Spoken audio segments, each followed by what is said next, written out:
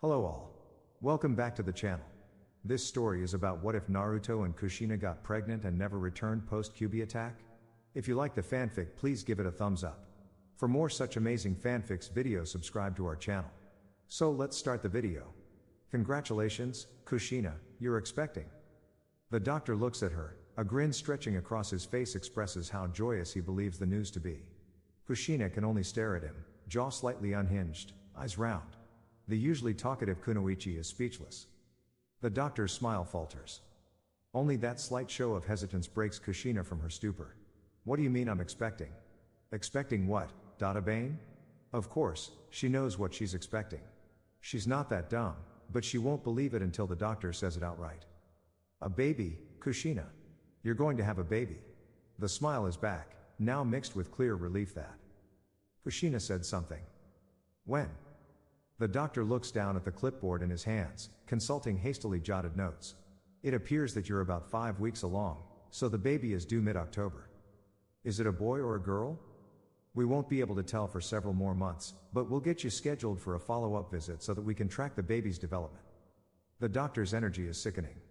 Kushina thinks he has no right to be happy about her pregnancy when she's not, but she forces herself to smile at the man. Thanks, Doc.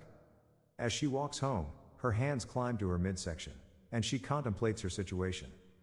Kushina has always wanted to be a mother.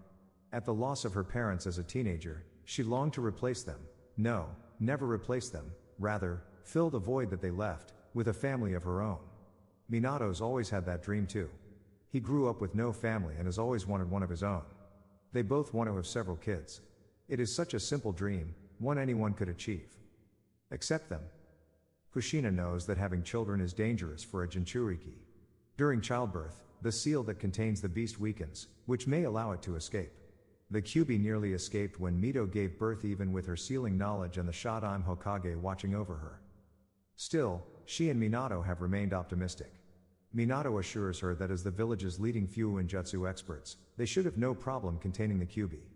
Kushina always smiles and agrees that the seal couldn't possibly break with their supervision, but quietly, she wonders if she'll be strong enough to contain the beast if it tries to escape. 8 months. She has 8 months to devise a plan to contain the beast. Her life, the child's life, Minato's life, and the lives of all of the citizens of Konoha are depending on it. When she arrives home, Minato is still at work. She's grateful. She needs to gather her thoughts before breaking the news to him. She leaves her shoes at the door and shuffles through the empty apartment to the couch where she throws herself onto the cushions and promptly passes out. She dreams of destruction, of a 9-tailed monster towering over Konoha. Its tails whip through the air as its paws crush buildings and any shinobi who tries to defend their village against it. She dreams of Minato standing before the massive creature, his Hokage cloak whipping in the wind as he faces his death. She dreams of blood dripping down his chin as he whispers his goodbyes to the world. Kushina, he whispers, a soft smile on his face despite the rivulets of blood spilling from the corners of his lips. She doesn't deserve his smiles. She doesn't deserve the look of adoration as his increasingly glassy eyes. She did this. Kushina. She stirs. Kushina. Her eyes snap open to see the same face from her dream, though these eyes are full of life, this chin is devoid of blood, and this mouth is turned downwards into a worried frown. She gasps in shock. And before she knows it, tears are running down her cheeks, and she's snaking her arms around the wonderful man standing above her, pulling him on top of her to take solace in his weight, pressing her into the cushions. He doesn't protest. He just lays silently over her body. His elbows prop himself up just slightly so that he can avoid crushing her as she sobs into his chest and clutches him so tightly that even his Hiraishin wouldn't let him escape. Finally, when her tears dry up and her arms slacken, he pushes himself off of her and helps her into a sitting position. Everything okay? He asks. Kushina sighs internally at how he's always so respectful of her feelings, never pushing her to share, even when he knows something is wrong. She nods tentatively. She gnaws on her tongue and wipes her cheeks to give herself time to formulate an answer. Her heart nearly breaks to see Minato sitting there so patiently, so understanding. It was just a dream. The Kyubi destroyed the village, and we couldn't stop it. She can't say the rest. Saying it makes it real. It just felt so real. Minato smiles dryly. The dream isn't a new occurrence, but her tears are. He pulls her to him again, as if he can transfer some sense of comfort to her through contact. Kushina, we've talked about this. We have the power and the knowledge to make sure that the Kyubi never escapes. That's not something you ever need to worry about. Kushina nods into his chest. He's right, she tells herself. We have the power to protect the village. Kushina feels almost reassured. She can't help it when Minato is so confident. And she almost decides to tell him the news, but she can't open her mouth even though her brain tells her to. She tells herself that this man is Hokage, and her pregnancy is a threat to the village. He needs to know. But her lips won't move. So she pushes it away, telling herself that she just needs more time to get over the shock before she tells him. But that night when Minato falls asleep, leaving her alone in her consciousness, the fear returns, and it doesn't go away. She clings to him throughout the night, afraid that if she slips into sleep again, she'll see his beautiful face gripped by death again. Over the next few days, Kushina mulls over the situation. She approaches it from every angle, looking for a solution. She knows that Minato would be thrilled to learn of his impending fatherhood. He would be thrilled to brainstorm solutions with her, and he would throw himself at the issue with every bit of brainpower he possesses. They could figure it out together. But every time she's about to tell him, the image of his dying eyes and his blood-soaked whisper flashes in her mind, and she withdraws. Eventually, she becomes convinced that if the Kyubi escapes, Minato, as Hokage and a father, will not hesitate to sacrifice his life to protect his family and the village. She knows the man well at this point, and over the years they've both willingly thrown themselves at death to protect the other. A child would simply encourage them further. She also knows that if the Kyubi escapes, she won't survive. A Jinchuriki dies when the tailed beast is extracted. She saw Mito pass just moments after the Kyubi was safely sealed away inside Kushina. So if Minato dies, their child will grow up an orphan. As she's cursing the man's altruism, the idea comes to her. She must give birth as far from the village as possible, and she must do it alone. That way if anything happens during the birth, Konoha will remain safe. Minato will remain safe, and the baby will grow up with at least one parent. The only problem is that if she is to give birth alone, Minato can't know of it. He would never let her take this on alone. Well, there's also the other problem that she knows nothing about giving birth, let alone giving birth alone while also keeping the Kyubi locked up inside her and assuring the safety of her child. But that seems like a manageable task in the face of what she'll have to do to the person she loves most in the world. Her heart breaks the first time she sees him after making the decision. She knows she is hurting him. She knows how unhappy he'll be when he discovers what she kept from him. But she knows it needs to happen. She begins preparations. 8 months. She has just under 8 months until the baby is born and maybe about 2 months maximum before she can no longer hide her pregnancy from Minato. She has about 2 months left with him. Not forever, she reminds herself. We will only be apart temporarily, and then we come back together as a family. She cherishes every moment with him regardless. She can't help but expect the worst in which she does not return to Konoha alive. She hugs him just a little longer. She allows her lips to linger on his. At night, she doesn't crave space like she usually does. She snuggles as close as possible to him, her head buried into this firm chest where she can contentedly breathe in his scent all night. During the day, when she's not on missions that she knows she should no longer be doing, she's at the library. She never liked Konoha's library. It's too stuffy and quiet, but when she has just under a month to gather as much information about Fuuinjutsu as possible, she is forced to consult Konoha's vast book collection. She also takes advantage of Minato's home office, which is strewn with nearly every book on Fuuinjutsu in existence along with his notes. Well, the books in the office belong to both of them, mostly Kushina, in fact, but Minato's the one who decided that the books all needed to be confined to one room. She lost that fight, so now she spitefully calls it his office. Anyway, he has already begun crafting seals in preparation for any scenario where the fox escapes. Kushina copies these and annotates them as she figures out how to improve them. Minato notices her change in behavior as well as the misplaced books in the office. When he asks her about it, she assures him, "I'm just working on a new seal." Minato's eyes light up with excitement. "Can I see?" She forces herself to laugh and punch his arm playfully. "Of course not. You'll take one look at it and construct the whole thing. I want this challenge, Dada Bane. I'll show you when I'm done." "Don't say that," he says with sudden seriousness. "We both know you're the best Fuuinjutsu master in Konoha." But he doesn't push her to share, and later, when he asks about her progress, he somehow manages to chatter away excitedly at her vague responses. The trust in his eyes is heartbreaking. Minato may be perceptive of her daily habits and the exact configuration of the mess in his office, but for once, Kushina is grateful that he's always been a little slow in matters of romance. Of course, once he catches on, The passion and attention he gives her makes her knees go weak.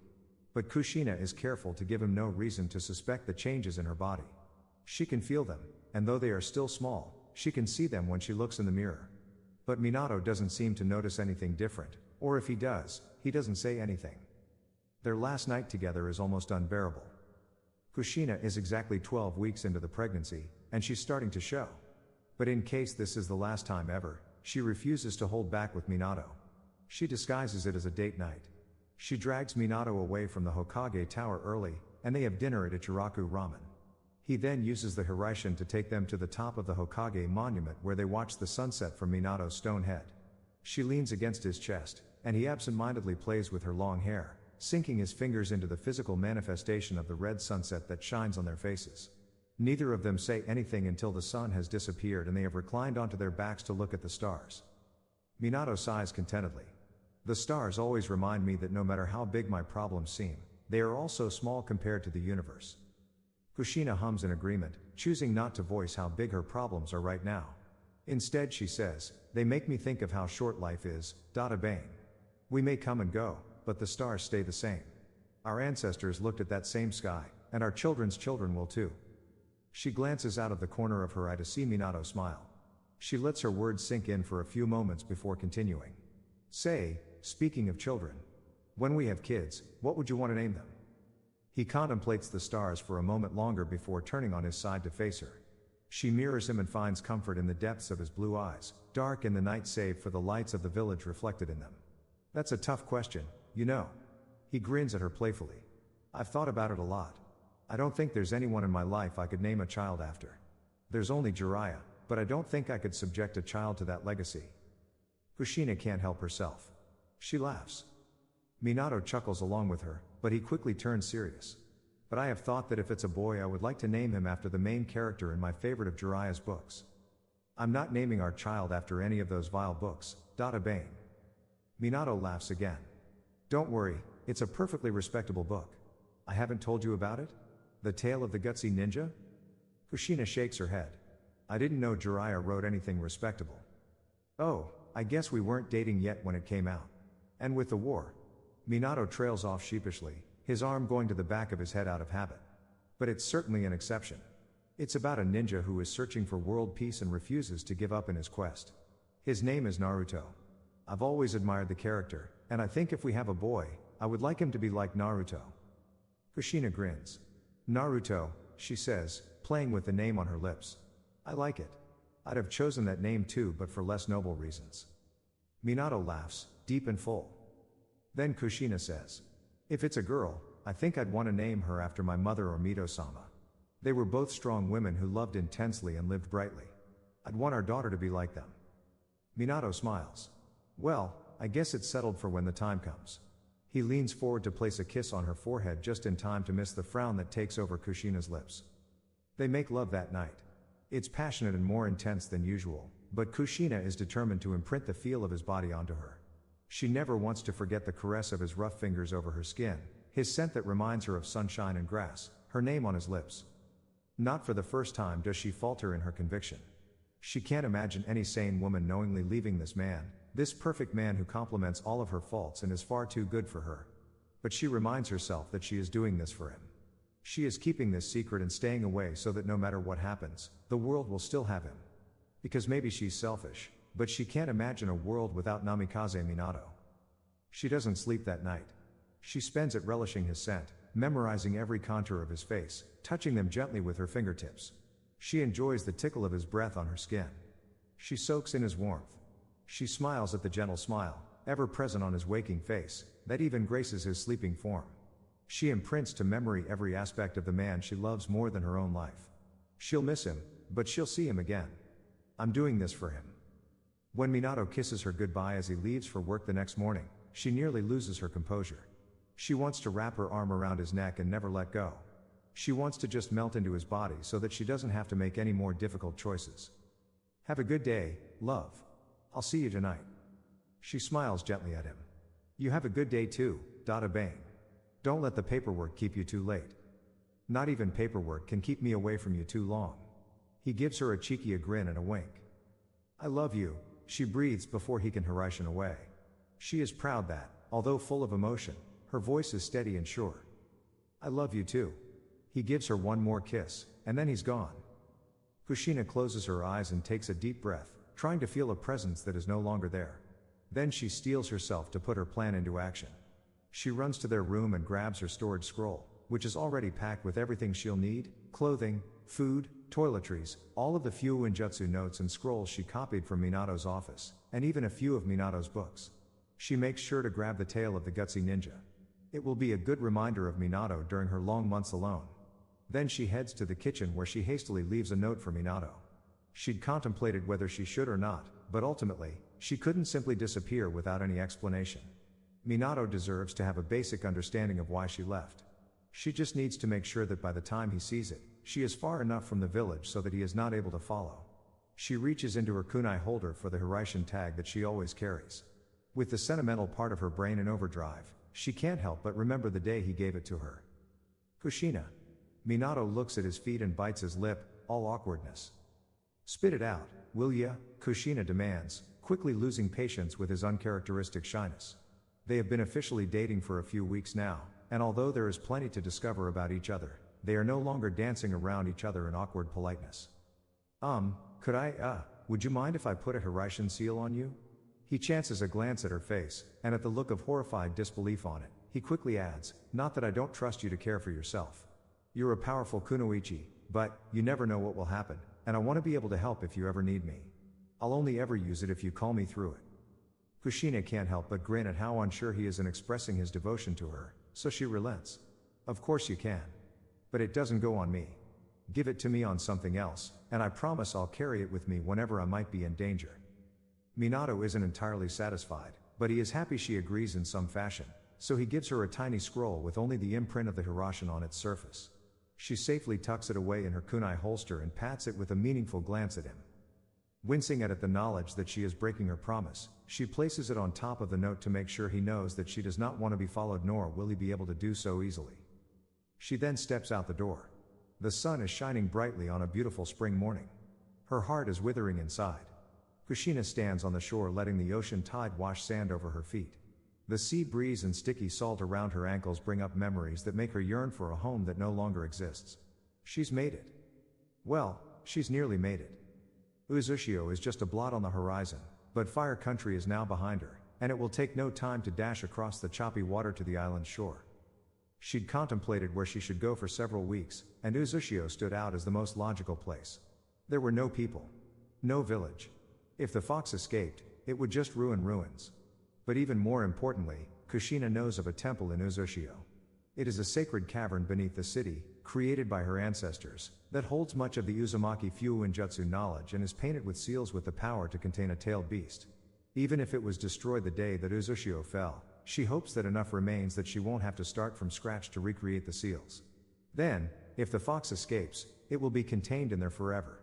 There's also the added bonus that while she waits, she might be able to find remains of books to help her create the seals needed for the many contingency plans that are already swirling around her head. There is also the fact that Minato probably won't think to search for her among the abandoned remains of her childhood home. Although she misses Uzushio, she's never had the desire to see what was left of it. She prefers to remember it when it was alive with brightly painted buildings and bustling streets, libraries that smelled of ink and parchment full of studious individuals, and the salty air that seemed to add vibrancy to all aspects of life. Kushina steps onto the waves, preferring to think of those sparkling memories instead of the dusty ones she's sure to acquire. When she arrives on the shores of Uzushio, Kushina is surprised that at least one of her reasons for coming to Uzushio is invalidated. There are people on Uzushio. Apparently in the years since its fall, a small fishing village has formed along the southwestern shore. Kushina dons a henge before walking into the town. If she's potentially putting these people in danger, she needs to understand them so she can best avoid casualties, but she is not foolish enough to assume that someone wouldn't betray her and inform Konoha of her presence. The town itself is small, just a single dirt street with homes lining the landward side and a sliver of sand littered with beached fishing boats on the other. The homes are simple, made from uneven wood flecked with various colors of chipped paint that she guesses was salvaged from the ruins of Uzushio. Its inhabitants live heartily thanks to the abundant supply of sea life that has probably flourished since the human population disappeared. A few children play in the streets, but the population seems to be older. She wonders where the people came from. Were they opportunists looking to loot a once great city? Were they refugees hiding from another nation? Were they Uzushio civilians who had been lucky enough to avoid the attack and were unwilling to give up their home and way of life? Uzumaki, dear. Without thinking, Kushina whips around in search of the source of the voice. Her eyes land on an older woman, perhaps in her early 60s. Her face is heavily lined, but there is a gentle smile on her lips that grows larger when they make eye contact. We thought you were all gone, the woman says, eyes bright with sudden excitement. Kushina doesn't know what to say. How the heck did this lady see through her henge? She made sure she didn't look like an Uzumaki, but still, this woman somehow figured out her heritage. Finally she settles on, hi. It was the wistful look in your eyes, the woman says, reading her mind. Come with me, dear, I was just heading home for tea. The woman's house is cozy. It's somewhat mismatched, made from various scraps from the ruins of Uzushio, but it has the feel of a seaside home. The windows are large and allow a sea breeze to swirl through the rooms. It fills the house with the tinkling of hanging pans and the fluttering of paper seeking to dislodge itself from various prisons in the cluttered living room. As the woman boils water for tea, Kushina only has eyes for the bookshelf that covers nearly every wall of her living room. It's filled with scrolls and books filled with Uzumaki sealing secrets. Even Konoha doesn't have such a vast collection, and Kushina is itching to explore their contents. My husband was an Uzumaki sealmaster, the woman says from behind. Kushina turns to see her in the doorway leading to the kitchen. Her hands hold a wooden tray laden with a teapot and 2 cups. Kushina can't bring herself to respond. She knows exactly what happened to the woman's husband then. It was the same thing that happened to her mother, father, and the rest of the Uzumaki sealmasters. Instead she purses her lips together and turns back to the collection, running her fingers along the shelves. Do you know Fuuin Jutsu? The woman continues. Kushina nods. My parents taught me. Her fingers stop on a particularly interesting looking book. Where'd you get this collection? She finally breathes. I found it in the ruins. I lost my husband and all 3 of my children in the attack. It was, her breath hitches, and finally, Kushina feels brave enough to turn to her and meet her teary eyes.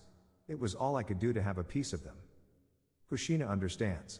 She remembers her frantic search for something, anything, that she could grasp that seemed to hold as much meaning as her parents' lives.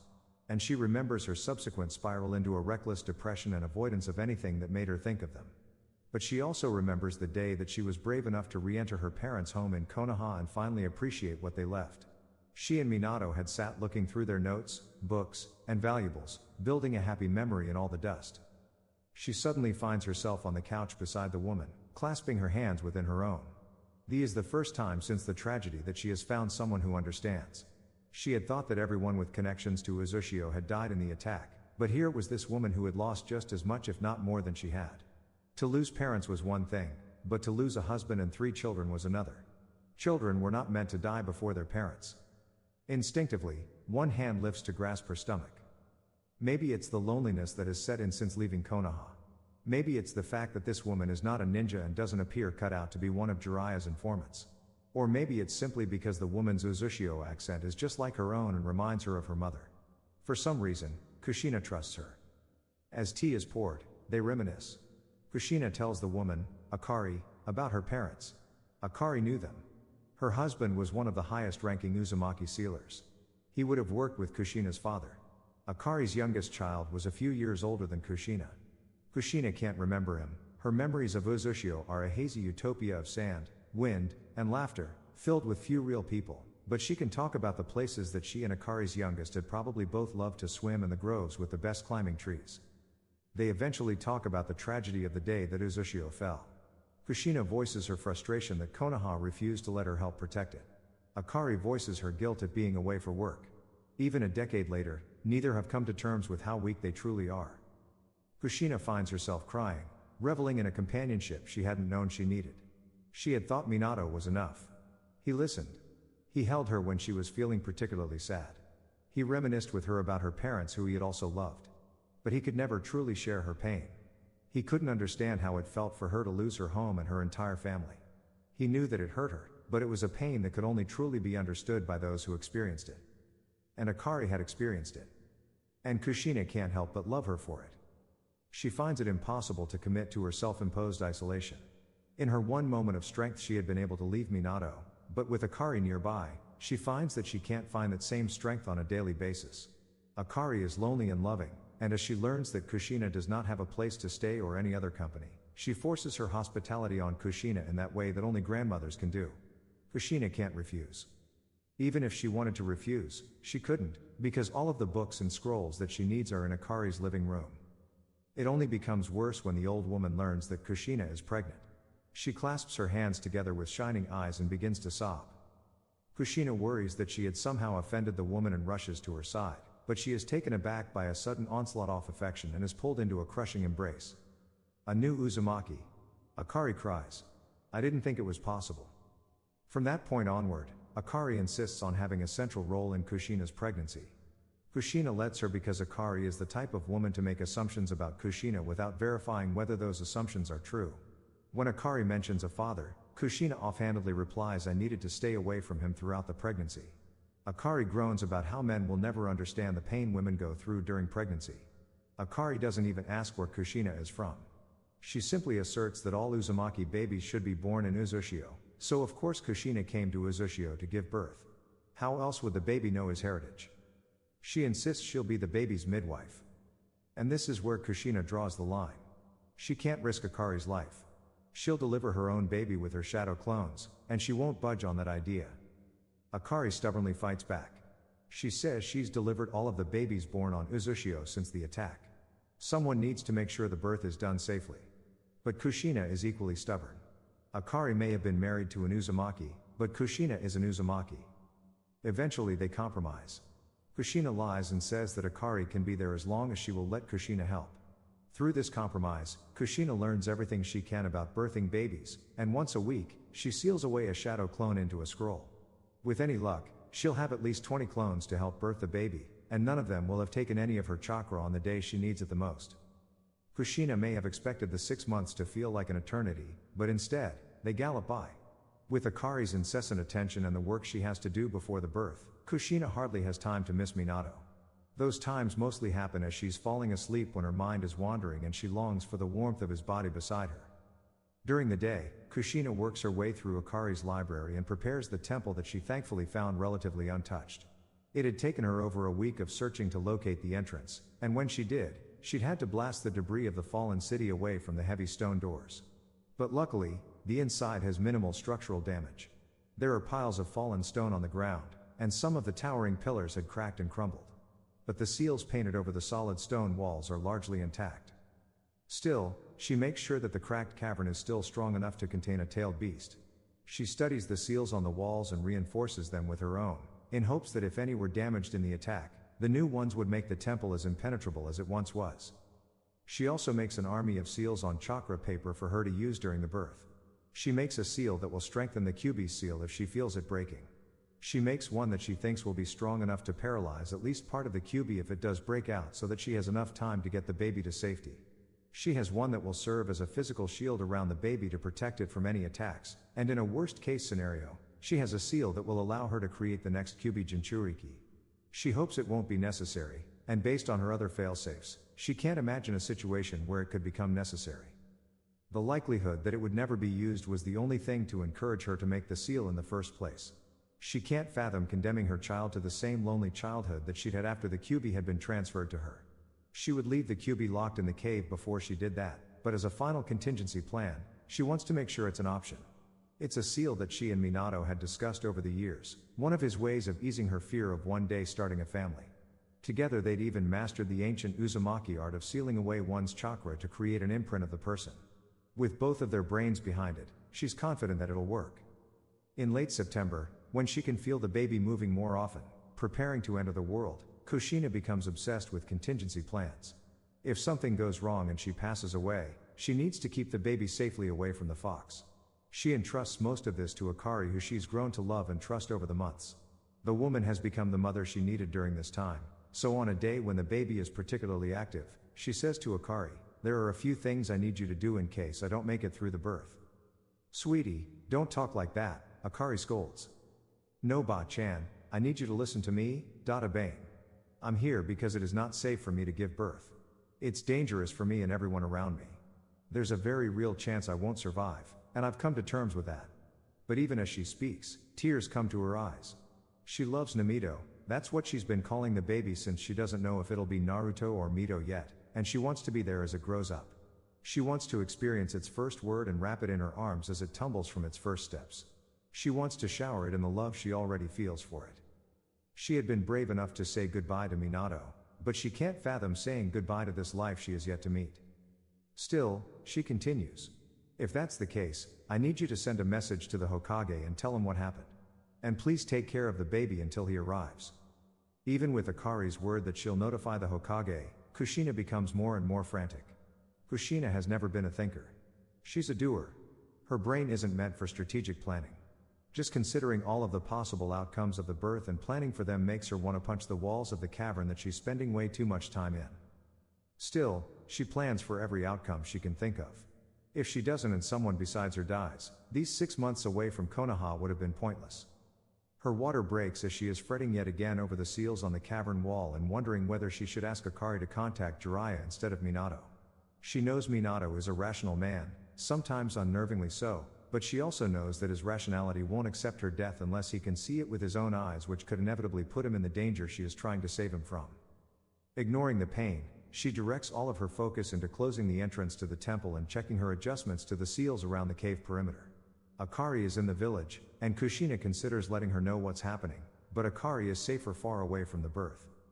When the contractions begin, she summons 5 shadow clones from her scrolls. She had too many nightmares where she accidentally kicked a clone while Namito was only half out, so she places a strengthening seal on each of the clones to reduce the likelihood that they'll pop during the birth. She also slaps the strengthening seal on the fox's seal for good measure and directs 2 of the clones to manage it. To her surprise, everything goes well. Sure, it hurts like hell. She's never experienced anything so painful in all of her years as a kunoichi. But Akari taught her well, and there are no complications. Thankfully, Namito's eager to enter the world, and it doesn't even take that long. She's not sure she could survive the mental strain of a long birth with all of the potential things that could go wrong. Just a few hours after her water broke, her clone is squealing excitedly about a baby boy. Kushina finally closes her eyes and just breathes. She is exhausted, but she can feel that the Kyubi seal, although weak, will hold. The clone places the baby boy in her arms with a smug smile. Kushina looks down at his tuft of yellow hair, so like Minato's. Naruto, she whispers, tears springing to her eyes. At the sound of her voice, Naruto opens big blue eyes and stares at her with unfocused curiosity. She can't help but smile warmly at the spitting image of her husband in her arms. Naruto, she says again with surety. She kisses the boy on his warm forehead and smiles in excitement. She's a mother now. And she's still alive. She can finally go back to Minato. She imagines his face when he discovers he is a father. He'll be hurt at first. Perhaps she'll have to reason with him for a while, but she also knows that the moment he sees Naruto, he'll get that expression that Kushina adores. His eyes will grow wide and sparkle before settling into a look of soft fondness. Her heart aches with longing at the thought. Impressive. There aren't many who could say they've birthed their own child.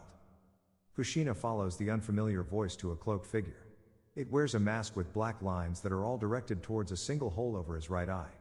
He is unmoving, but Kushina can see the flash of a Sharingan in the darkness of the hole. She instinctively holds Naruto to her chest as she curses her oversight. She'd been so concerned with making sure nothing could escape the cave, she hadn't considered that something might try to enter it. Who are you? That's no matter. What does matter is the fox. Kushina clutches Naruto closer. Her eyes narrow in a defiant scowl. She hopes she can convey a sense of I dare you too, but terror is overwhelming her ability to objectively assess the situation. She's still in pain. She's exhausted. There's no way she can fight and protect her baby. Her clones shift into a defensive stance around her, preparing to attack whenever the man makes a move, but she is not comfortable relying entirely on her clones and her seals. Moving as fast as Minato, the man is suddenly beside her. His Sharingan flashes, and she can feel the Kyubi seal weakening, even with the strengthening seal. Her back arches involuntarily, but somehow in the excruciating pain, she passes Naruto off to one of her clones who dashes away from the man. Her other clones attack. 2 materialize chakra chains and swing them towards the man to trap him and drag him away, but they slip right through his body. After that initial moment of surprise, they launch an onslaught on the man, a constant barrage of chains and ninjutsu. She can hear the scuffle around her, occasionally punctured by a frustrated growl from one of her clones. But her eyes are closed as she fights a battle of wills with the Kyubi, who is all too eager to take advantage of the opportunity to escape. The chains and stakes that bind it within her are melting away. Its legs break free. Then a tail. Then another. Until all 9 are swarming behind it, and a roar breaks from its throat. It echoes throughout the cavern, and the ground shakes. Kushina can't help the tears that fill her eyes at the sight of its massive form and flowing tails. Luckily it's contained. It has the Sharingan in its eyes, but even the Sharingan-controlled Kyubi can't break through the seals in the cave. She made sure of that, Bane. Then, inexplicably, the masked man disappears, leaving her alone with the Kyubi. All of her clones have been destroyed, so maybe the man assumed that she's as good as dead against the tailed beast. She won't deny that he's right. She's likely to die in a few minutes, but he has underestimated her. She summons a scroll from the storage seal on her arm and unfurls it with trembling fingers. The drop in her chakra nearly kills her right then when she summons the rest of her clones. 15 copies of Uzumaki Kushina appear. They're horrified at the situation that they're summoned into, but they immediately take action. One pops itself to give her a burst of chakra while the others take on the Kyubi. Since the attacker knows the location of the cave and can control the Kyubi, she can't just leave the fox here. She's not naive enough to assume that he won't return with some method to bypass her seals and let the Kyubi free. It's gotta be sealed. She still can't get up from the table where she birthed Naruto, so when the Kyubi snaps at her, her clones send out chakra chains, wrapping them around its muzzle and pulling its face away from her. As her clones seek to ensnare the Kyubi with chains, she considers the best option. She will try to seal it in herself. With any luck, her body will be able to readapt to the Kyubi's presence, and she will survive. She places her new seal on her stomach and gathers all of her chakra to pull it back in. But as the Kyubi realizes what she's planning, its focus pulls away from the battle with her clones. One leg slips through her clone's guard and swipes at her. She's able to send chains out herself to stop it from slicing her in half, but a claw rips through her abdomen, and blood begins to flow. She can feel it immediately, her body's sudden inability to fight the death creeping up on her. Her body and her chakra coils are too ruined. Even if she survives the sealing, she won't be able to find someone to heal her wound in time. She considers sealing the Kyubi in her anyway, but if she pulls it into death with her, it will just be roaming the earth again within the decade, and that masked man will just take advantage of it then instead. But Naruto is strong enough. He's probably the only person on earth strong enough to hold the Kyubi at bay. But he's just a baby. She doesn't know what all of the malicious Kyubi chakra will do to him, and she never ever wanted to condemn her child to the lonely life that she had. Plus, she doesn't want to make him a target for the masked man. She makes a decision. The yang half of the Kyubi will be sealed inside Naruto. She'll take the yin half with her, using a seal that won't fade on her skin. It will serve as a distraction and protection. Then she'll hope that when the Kyubi returns to the world of the living, Naruto will be strong enough to adapt to it or fight it. Little is known about how Baijuwu reform, and even less is known about how Baijuwu recoalesce when half of their chakra already exists on the earth. But she imagines it must be like shadow clones and how their experiences return to the sender when they pop. She trusts Minato will recognize what happened and prepare Naruto to deal with it when the time comes. But as a failsafe, she decides she'll seal some of her own chakra into the seal to help Naruto in case the Kyubi's chakra begins to overwhelm the seal. 8 of her clones remain, and they have finally been able to hold down the Kyubi with a web of adamantine chains. It growls through its muzzle, but she ignores it. She starts with herself. Fuin. With a pained roar, the chakra of the Kyubi splits apart and half of it disappears into her abdomen. The chakra struggles against her ruined body, but she is determined to hold it until her death. However small the win, she will relish in her ability to drag the Kyubi to death with her. Then she turns to her son. The clone that had been holding him brings him over, and hands him to Kushina. Despite the blood covering her chest, she holds him close and kisses his soft head. "I'm sorry," she whispers, tears streaming down her cheeks. "This is not the life I want for you, Naruto. But your dad brought love and joy into my life, and I trust him to do the same for you." She places the seal on Naruto's stomach. Fuin. As the Kyubi grows smaller and smaller, she begins directing all but one of the clone's chakra into the seal as well. She also puts a small amount of her own life force into it. She diverts the mass of her chakra to allow for 2 failsafes, one in case the seal breaks, the other to help him tame the beast when he is strong enough. She directs a third pool, the largest pool, of her chakra to nowhere in particular. She hopes, selfishly, that it will just give her the opportunity to get to know her son. In the sudden silence that falls after it's all over, she can't hold back the tears.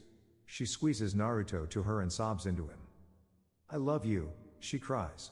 "I love you so much it hurts." It's true. Her love for this tiny baby is stronger even than her love for Minato, and Naruto has only been in this world for less than an hour. "I wish I could watch you grow up. But Naruto, remember this, you have a dad who loves you as much as I do. He'll tell you all about me, and he'll make sure that you grow up strong, healthy, and safe. And although you'll have your dad, also make sure to make a few friends that you trust with your life. And when you find a woman that you love, introduce her to your dad, and he'll make sure that she's just like me. Treat her well. And Naruto, remember that love, friendship, and happiness are the most important things in life. Find them and cherish them." Her limbs are growing cold and her senses are becoming fuzzy. Death will soon claim her, and as much as she wants to, she can't die with Naruto in her arms. It is a guarantee of his own death. So she reluctantly hands the baby to her last remaining clone, and reminds it to take him to Akari. Tears fill her eyes, blurring her vision so that she can hardly commit Naruto to memory as he's taken away. In her sudden, unbearable loneliness, she lays her head back down and thinks of all the wonderful things that had happened in her life. She thinks of all the love that Minato gave her, all of the sunny days they spent training and laughing together, his sweet smile and the way his eyes looked at her with such fondness. The happy memories keep the small amount of blood she has left pumping through her veins. Eventually, a flood of memories inundates her brain. Akari is waiting outside the entrance to the temple under a full moon. Kushina imagines she must have figured out what was happening when Kushina didn't return home for dinner, and she's grateful for the woman's concern. The old woman beams when she sees the bundle in Kushina's arms. But her expression quickly falls when she sees the frantic and haunted eyes of Kushina's clone. The clone runs to her and places the bundle in her arms. Tears are running down her face as she soaks in the sight of her son, but she is talking to Akari. "This is Naruto. Take him. Please contact the Hokage immediately and let him know what happened. Tell him that a man who wore a black and white mask with just one eye hole attacked me. He almost succeeded in stealing my partner. The Hokage will understand and be able to take care of everything, but he needs to know." With those words, she places her hands on Naruto's stomach and closes her eyes. A light appears as she transfers nearly all of her chakra into the seal. When Kushina withdraws her hands, she is panting. "I love you, my baby," she sobs to Naruto. "I'll see you when you're ready." Then, after a final kiss on his forehead, she disappears in a cloud of smoke. The real Kushina sighs. Naruto is safe. As if it had simply been waiting for her permission, death quickly takes her. The last thing she sees before darkness claims her is a swirling void in the corner of her eye. Obito had arrived in Konoha at the base of the Hokage mountain. The village was peaceful. Warm light emanated from the nearby homes, and he could hear the distant chatter of a gathering of people who were enjoying one of the last warm evenings of the year. He pushed away the surge of longing that built in his chest, reminding himself that Rin wasn't in Konoha, she wasn't anywhere. If Rin wasn't here, then he shouldn't want to be here. He wouldn't allow himself to feel guilt over the fact that the voices in that nearby house would soon be silent. He placed his hand on the ground and cried, "Kushios." Nothing happened. Perplexed, he said it again, "Kushios." But again, nothing happened. The summoning seal crawled over the ground, but the Kyubi didn't appear. The people at the gathering burst into laughter. It felt like they were mocking him. He hadn't failed at a summoning jutsu in years. But being back in Konoha made him feel like the failure of a shinobi that he once was. Perhaps the Uchiha's hatred for him was so strong that it still lingered in the air here. One last time he shouted, "Kushios." This time, he analyzed the seal as it appeared. He knew that he had prepared the jutsu properly and that he had used the right amount of chakra. There weren't any mistakes within the seal itself. He was certain that he was capable of summoning the Kyubi. So why wasn't it working? The only explanation was that the Kyubi couldn't be summoned for some reason. Something was holding it back. He swore and disappeared into his pocket dimension to return to the cave and the Kyubi. But now, as he arrives, the world is too quiet. The Kyubi should be roaring and shaking the ground. But there is just silence. Obito looks around. The cavern is nearly empty. There is no Kyubi. There is no baby. There is just the body of a dead woman lying on a table. In the silence, he finally takes in the seals that are painted on the walls. He's no seal expert, but he knows enough about Kushina to realize that she must have come to this place away from Konoha and Minato-sensei because it would contain the Kyubi in an emergency. And because he wasn't summoning the Kyubi to another dimension, it couldn't bypass the seals like he could. While he was in Konoha, Kushina must have taken advantage of the situation to reseal the beast. He swears again. He had spent months trailing Kushina. As soon as he'd heard of the disappearance of his sensei's wife, he'd sent Zetsu to find her. He couldn't afford to lose one of the only Baijiu he knew the location of. It had been months of work that was now falling to pieces. He slowly approaches her. The tendrils of a seal are wrapped around her body. They snake along her arms and legs and crawl up her neck to her face. A new seal. Not a Jinchuriki seal but rather a generic containment seal, strong enough to hold the Kyubi's chakra just long enough for her to drag it to death with her. Her body is still warm, but he senses no chakra. She's succeeded. Obito curses himself for underestimating the woman. He shouldn't have forgotten how frustratingly stubborn and tenacious she could be. Now he'll have to wait years for it to reform. Months of work wasted. With a final curse, he teleports away, resigning himself to years of searching for the Kyubi once again. The first time Naruto meets Tobi ni, he is 5 years old. Akari Obachan asks Naruto to collect fruits for lunch, so he runs into the wild, twisted orchards that once fed Uzushio to check his favorite trees, the ones with low branches that are perfect for climbing. As he goes, he plays Explorer Ninja. He pretends he's a sensory ninja using his powers to search for treasure. But he has to tread carefully or the bad ninjas will find him and take the treasure for themselves. Gripping his katana, which is definitely not just a piece of weathered katana-shaped driftwood that he found on the beach, Naruto flits from tree to tree, hiding behind their trunks to avoid the openness of the path. Occasionally he scrambles up their trunks to jump from branch to branch. He often slips and falls, but that's always because a bad guy attacks. A ninja can't worry about his footing when he has to protect himself, T-by-O. He's nearly reached what is usually a bountiful persimmon tree when the air warps in front of him, and a figure suddenly appears. Arg! Naruto screams, jumping away and scrambling to hold his katana in front of him. Blue eyes venture upwards, along a black cloak to see a rather tall man with unruly black hair, wearing a black and white mask. The man himself says nothing. He simply gazes at Naruto. Well, Naruto can't be exactly sure that the guy's looking at him. He can't see his eyes. But he can feel the man's sharp gaze. Naruto considers attacking the man. He's obviously a bad guy who is looking to take his treasure, but this man looks pretty strong. And Naruto remembers from the stories that Akari Obachan tells him that fighting isn't always the best way to win a battle. The smartest shinobi win by negotiating. Naruto wants to be a smart shinobi, so he says, "Are you from Uzushio?"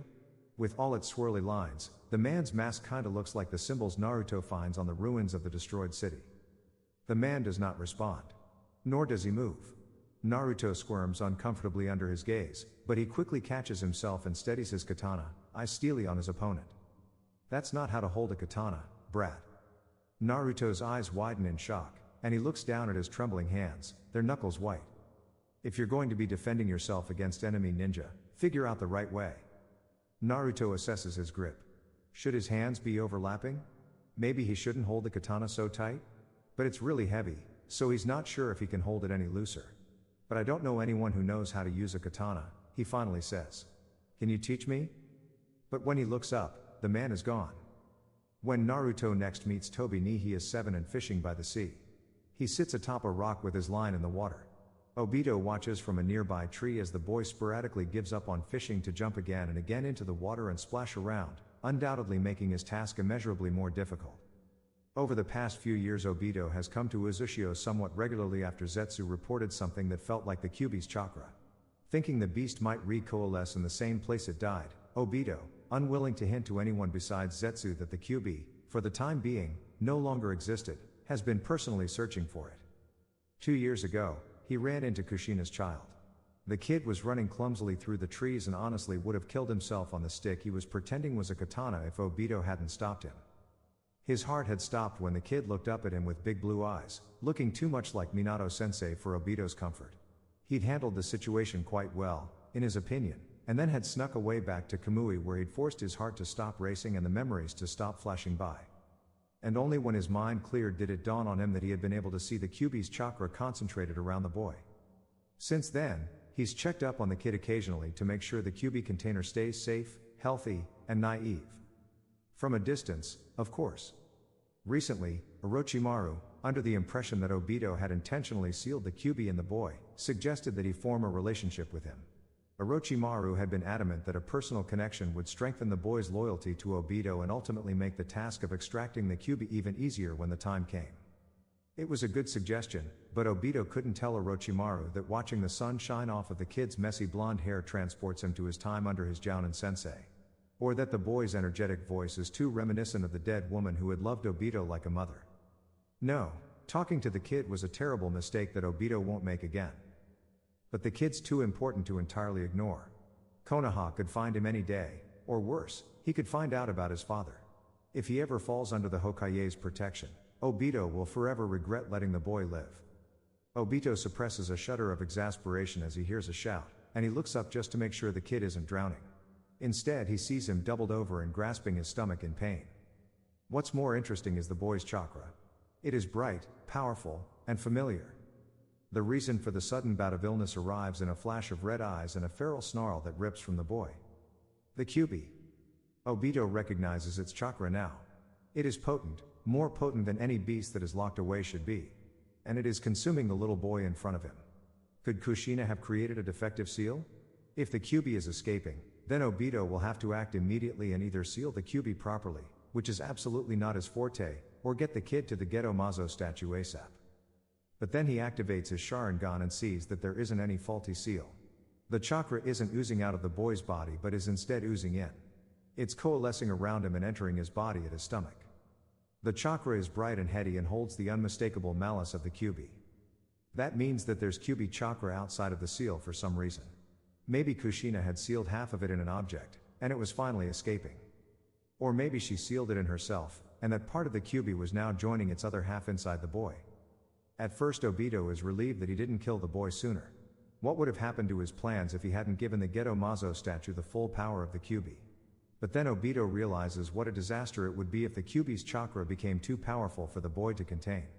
He would either have to find another Jinchuriki for the Kyubi, unlikely considering only Uzumaki are strong enough to contain the beast, and Naruto may be the last Uzumaki child, or he would have to extract only half of the Kyubi from a fully intact seal and contain it within the Geto Mazo statue, which would take several weeks with the current manpower of his organization, and even then, he wouldn't be capturing the full power of the Kyubi.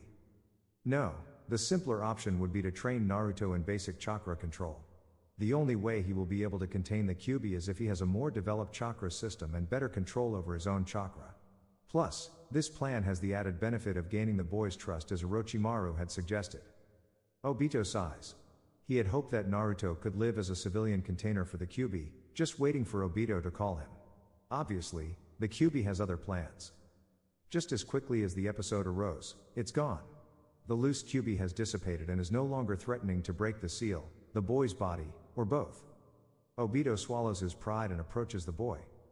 What's wrong, brat? It's nothing.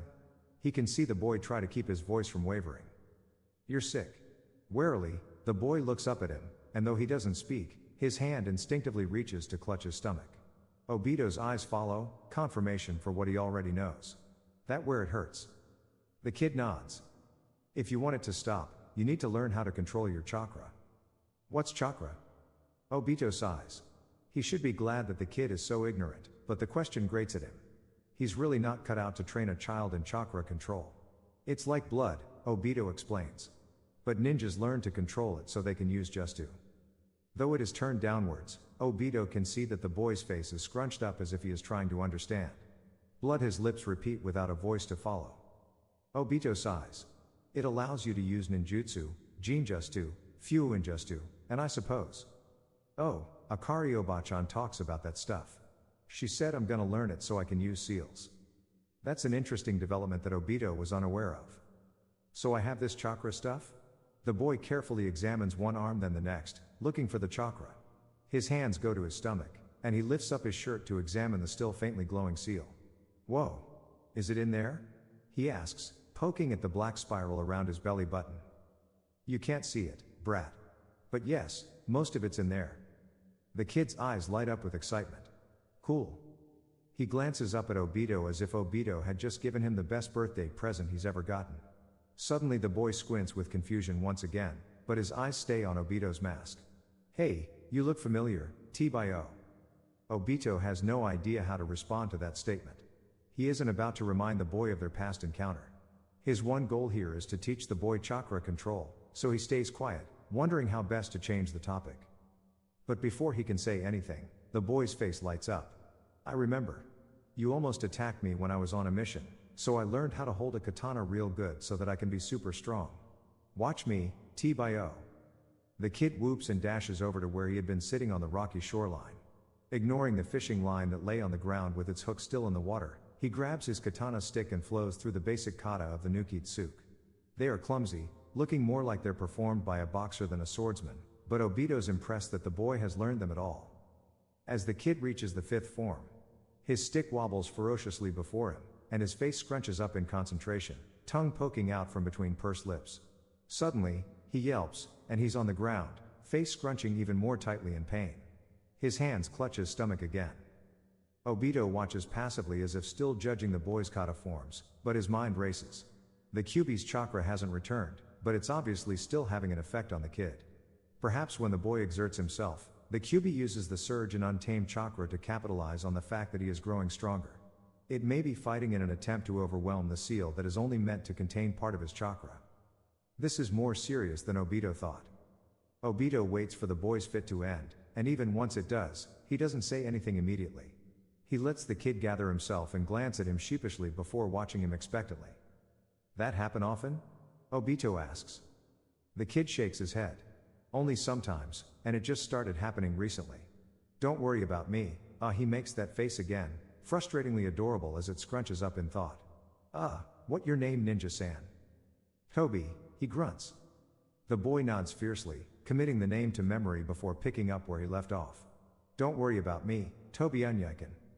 Obito grimaces at the name. Just Toby. Okay, Toby Unyaiken. My name's Uzumaki Naruto. He groans. The last thing he wants is the kid to get attached to him. Trust is one thing. Attachment is something much more complicated. Listen up, brat, if you want to control those episodes, you need to learn some simple jutsus. I want to do cool jutsus. Naruto chirps. Obito rolls his eye. Simple jutsus. Now shut up. Naruto nods obediently, and he presses his lips together tightly. But Obito can see as he instructs Naruto to direct his chakra by giving him a leaf to stick to his skin, that Naruto's lips are mashing together with conscious effort to keep them closed.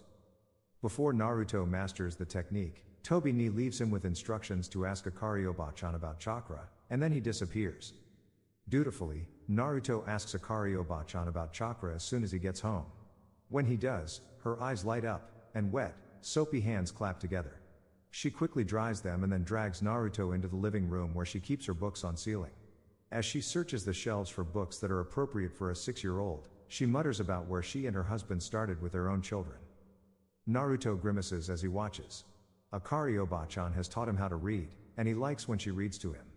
He likes to listen to her gravelly voice in his ear, and he likes that she lets him turn the pages super fast. He also likes that he can learn all sorts of new things from books. But recently, she has been encouraging him to read himself, and he doesn't really enjoy it.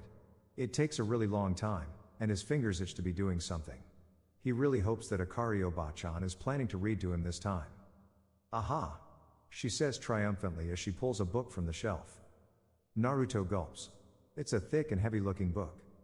Akari Oba-chan, reading his expression as well as she always has, smiles softly at him. Don't worry. It's only this thick because it has a lot of pictures to help you learn. Her reassuring words send a smile to Naruto's face. Now, let's take a look, she says as she opens the thick cover. Immediately, Naruto frowns at the betrayal. Sure, there's pictures, but they're not good pictures. They're mostly squiggly lines that just look like more writing. You asked what chakra is, Akari Oba-chan continues. Chakra is like your blood, like this. She points to a picture that is an outline of a person with pathways branching throughout their body. People have different amounts of chakra, and if you have enough, you can use it to run faster, climb walls, lift heavy objects, create fire or water. She stops to chuckle as Naruto's eyes grow wider with excitement with each item in the list. And you, she says, poking him in the belly and eliciting a giggle, are an Uzumaki, which means you have a lot of chakra. So I expect to see great things out of you no matter what you decide to do with your life. Don't worry, Oba-chan. I'm going to be the greatest ninja ever and protect everyone. I'm sure you will, she says with a sad smile. But remember that you don't have to be a ninja to use chakra. It can help you even if you want to become a fisherman. But I hate fishing. It's so boring. Okay, how about a pirate then? Yes. Even if you become a pirate, you can use chakra, and one of the most effective ways to do it is to use Fu and Justu. Seals can help you do a lot of useful things. Like what? Let's see, the seal on this page explodes whenever you tell it to. Cool. Can you teach me that one? Akario-bachan chuckles. Maybe not yet. I don't want our house to be blown up. Plus, it's not a very useful seal for a pirate. You could blow up your ship. Let's find another one. Old strong fingers rifle through pages until they catch one with another drawing of a seal on them. This is a storage seal. You can put anything in it and then pull it out later. That's lame, Naruto pouts. Don't be so quick to judge. You can store almost anything in this seal. Think of all of the fish and fruits you could bring back to me if you didn't have to worry about how heavy the basket will get. In indignation, Naruto leaps up from her lap and levels her with an accusing finger. Don't you use this chakra stuff to trick me into doing more chores for you, old lady. If you don't use your chakra to help with the chores, I won't teach you about chakra at all. Ah. No, you can't, it was just a joke. Naruto squeals, but even thrashing limbs and a piercing voice can't fight off Akario-bachan's tickle-inducing fingers, and eventually, Naruto devolves into a fit of giggles. The next day, like all good Uzumaki, Naruto begins learning sealing simultaneously with writing. Unlike most Uzumaki, he hates every second of it. But Akario-bachan is insistent that he learn, and she monitors his progress carefully. Naruto is much more interested in the suddenly more frequent visits from Tobi ni.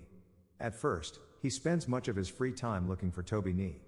He considers all the places ninjas might hide from little boys, so he climbs trees, checks behind big boulders, and peeks into caves. When he doesn't find Tobi ni in any of those places, he starts playing ninja like he had been doing the last 2 times he met the mysterious man. After much trial and error, he soon comes to realize that Tobi ni only comes for 2 reasons. If Naruto gets one of his stomachaches, and if he works really hard and masters one of the jutsu he's been taught. And Naruto loves when he shows up. Sure, Tobi ni is kinda grumpy, and he yells at Naruto a lot, but old man Kuri, who lives in the house beside Naruto and Akario-bachan, also yells at Naruto a lot. But he doesn't make up for his grumpy mood by teaching Naruto cool jutsu. He's just grumpy. Naruto begins to make a game of trying to make Tobi ni happy. He tells really funny jokes, and he does silly tricks, and sometimes he even pranks Tobi ni. But the man seems to have a superpower. His shoulders are always tense, the one eye visible through the eye hole of his mask is always narrowed. He never, ever laughs. But no matter what, he always teaches Naruto something. First, it is feeling chakra and channeling it into a leaf. Then, when Naruto learns that, he teaches him how to channel it to different parts of his body. Then, when Naruto can even channel chakra to his ear so that he can hear super well, Tobi ni begins teaching him tricks like henge and bunshine. Naruto finds clones particularly difficult. Even though Tobi ni insists that they're super easy to make. He practices all the time to try to make a good one, but no matter what, they always collapse like mud.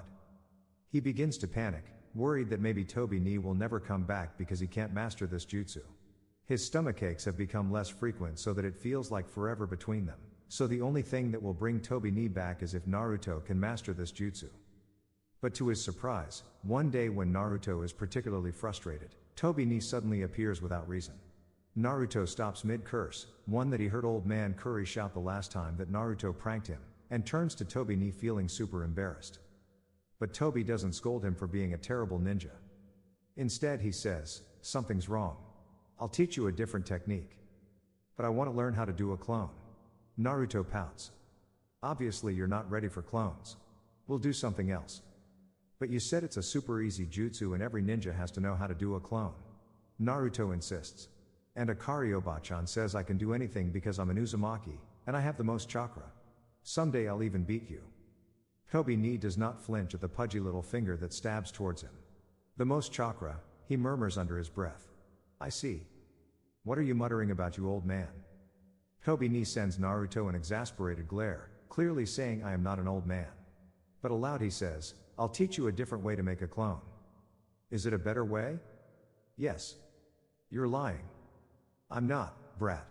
With this technique, the clones you make will be solid. They will be exact copies of you." Naruto thinks about what that can mean. He imagines another Naruto that can stand at the bottom of the tree with the basket while he's picking fruit. Or even better, another Naruto who can just pick the fruit for him while he gets to play. So they can touch things and do my chores? Toby looks like he wants to sigh with the way his shoulders seem to slump, but he simply says, yes, they can do your chores. A cheeky grin grows on Naruto's face as he considers all of the things he can get out of if he just sends his clones to do them instead. Teach me. Teach me. He cries. Toby knee sighs. You're going to do the ram symbol, like this. He holds his index fingers against each other in a cross. Naruto copies him. Then you need to feel your chakra network. Feel how it flows throughout your entire body, and when you're ready, release just enough chakra to make a copy of yourself. As Toby talks, Naruto tries to do what he explains. He feels his chakra network.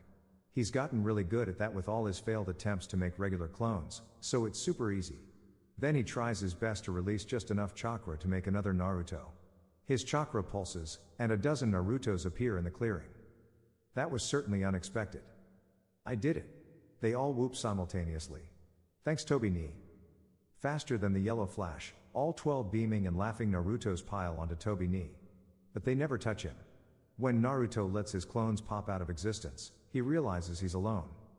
One day after a really bad stomachache, Naruto asks Toby why he gets them. Akari Obachan doesn't know, and none of her medicines make me feel better.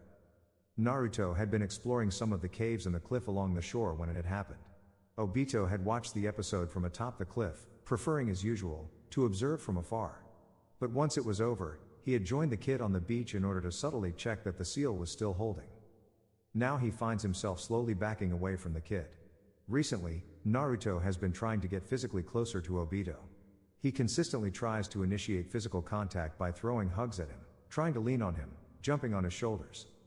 Each time, Obito fades into his own dimension, sometimes without returning in hopes that Naruto will realize that touching Obito is off limits.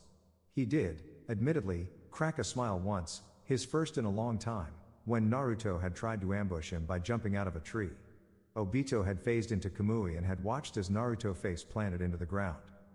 Only when Naruto stops inching closer does Obito respond to the question. He's been waiting for this moment with dread since he had first decided to teach Naruto.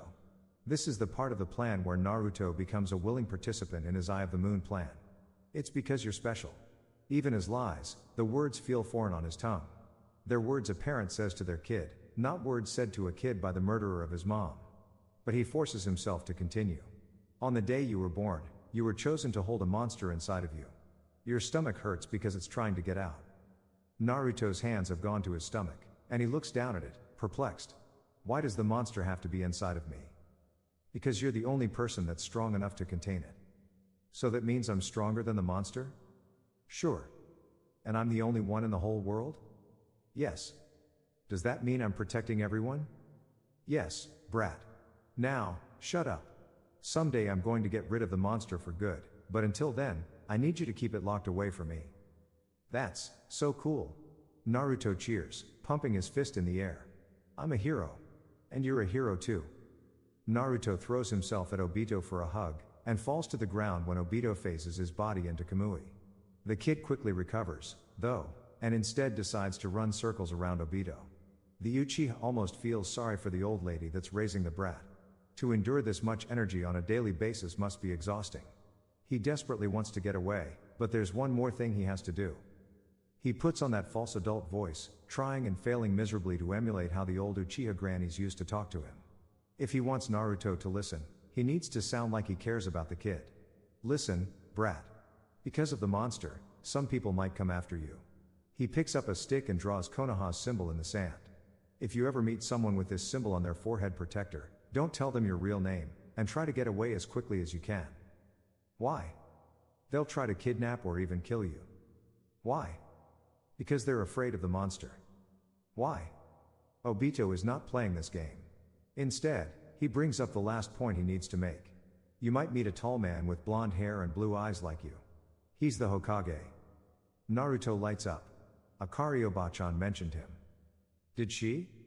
Yeah, she said he's a super scary man that wants to kidnap me, and she's keeping me safe from him because he'll never find me here. Oh, it looks like the old lady is doing his job for him.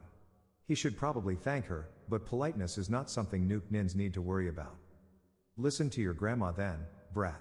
She knows what she's talking about. I always listen to Oba-chan. Except when she makes me do my chores.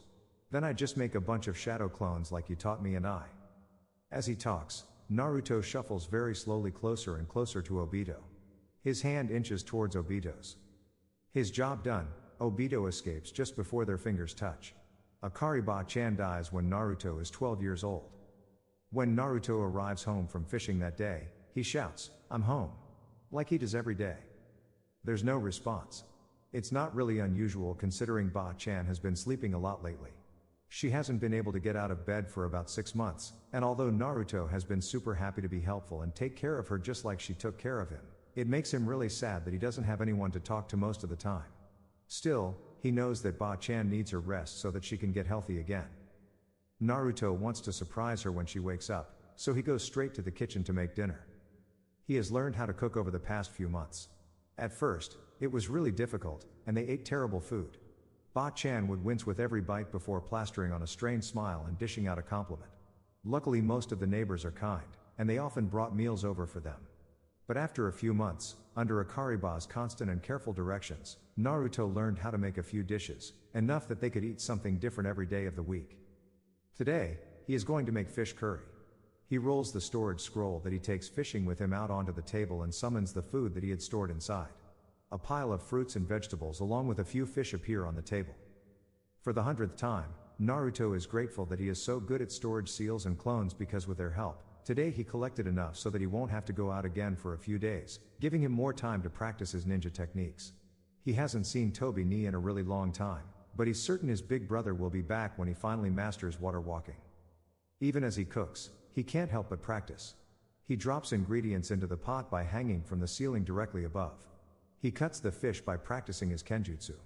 He knows if Ba-chan sees him cooking like this, she would scold him. But she always says that his food is delicious, so he thinks his ninja techniques make the food taste even better. When the meal is ready, he decides that Ba-chan has slept long enough. She hasn't been eating as much lately, so he's worried she'll get even sicker if she doesn't eat a hot meal regularly. So, after filling a bowl with steaming rice and curry, he goes into her bedroom where she's sleeping. "Ba-chan," he says, "I made dinner." She doesn't respond. Naruto sets the bowl down on her bedside table and nudges her. "Hey, Ba-chan." He is surprised at how cold her skin is under his touch. It feels waxy and stiff, and when he shakes her, she doesn't respond. "Ba-chan?" he asks tentatively. As realization settles in, he sees how her lips have lost all color. Her chest doesn't rise and fall. Trying his best to ignore her cold skin, he lowers his head to rest on her chest and doesn't hear a heartbeat. The absence of that sound confirms it. It's a sound that had comforted him all throughout his childhood. It lulled him to sleep when Ba-chan rocked him, and it made him snuggle in closer when she read to him. And now it's gone. Tears spring to his eyes, and he buries his face into her shirt, sobbing. An unbearable fear consumes him at the idea of never ever seeing Ba-chan again. It makes him feel cold and alone. Then, as if to mock him about what he's lost, his brain starts to rush through memories of Ba-chan, leaving Naruto to wonder whether he really did everything he could to show her that he loved her. The first memory that comes is one that he isn't sure is a real memory or one that his brain made up because Ba-chan told the story so many times. She didn't like leaving the village, she said it made her sad. But that day when Naruto was maybe 4, she took him out on a boat for the first time. She had been a nervous wreck, but old man Curry, who had been driving the boat, was calm and confident. So she started to relax too, that is until Naruto had stood up and launched himself into the ocean. Naruto didn't know how to swim yet and had immediately started sinking, but the old man had dove in and dragged Naruto to safety. Ba-chan had scolded Naruto about doing dangerous stuff like that, but Naruto had insisted that something cool was beneath them. In that moment, waves of both water and chakra swept over their small boat, and soaking wet and terrified, the old man had taken them right home. Ba-chan always said that was the day she knew that Naruto was so fearless that he was destined for great things. Naruto still wonders what he had seen under the water. Now, though, he wonders if he was maybe too difficult on Ba-chan. Other memories follow. These ones are blurry, but they're all sweet.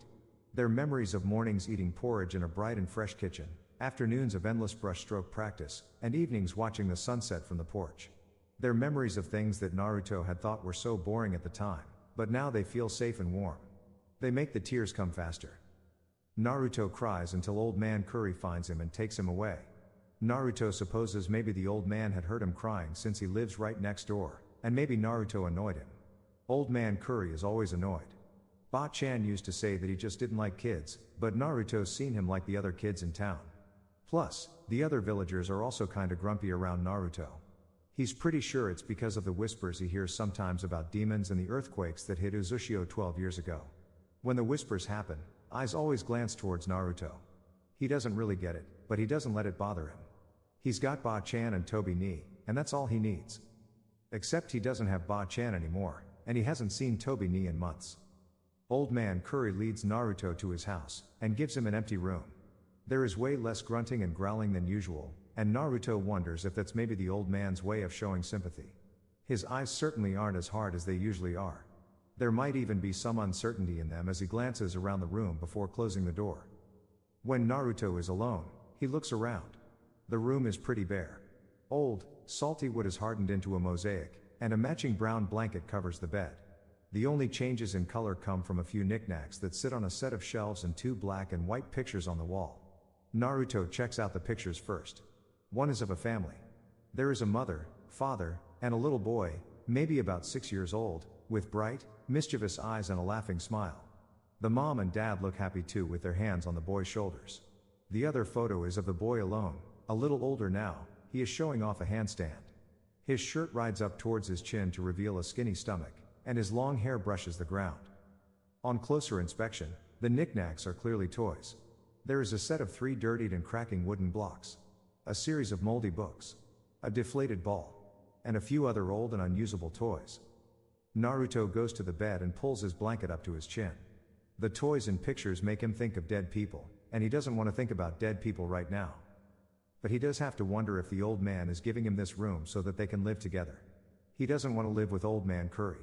They both know that they don't like each other. They would be miserable together.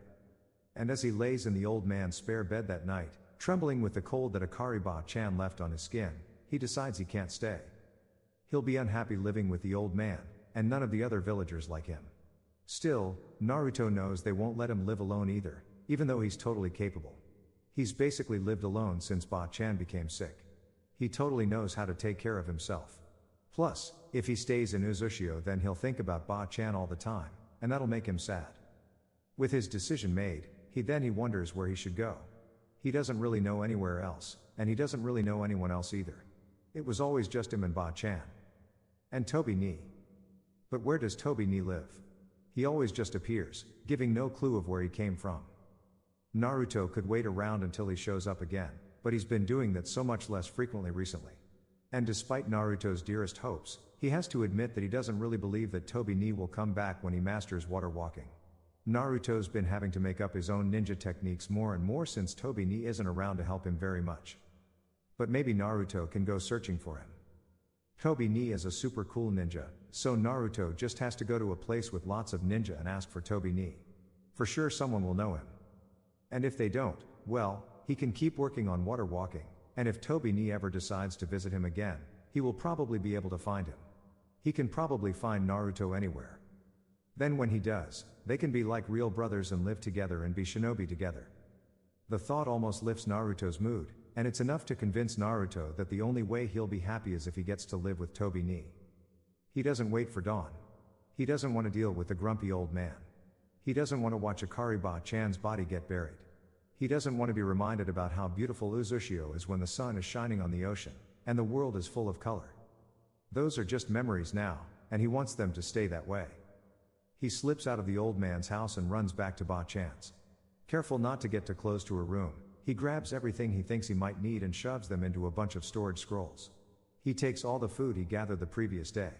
From his room, he grabs his best practice stick, a couple of pairs of clothes, and his fox stuffed animal that Ba-chan gave him for his 5th birthday.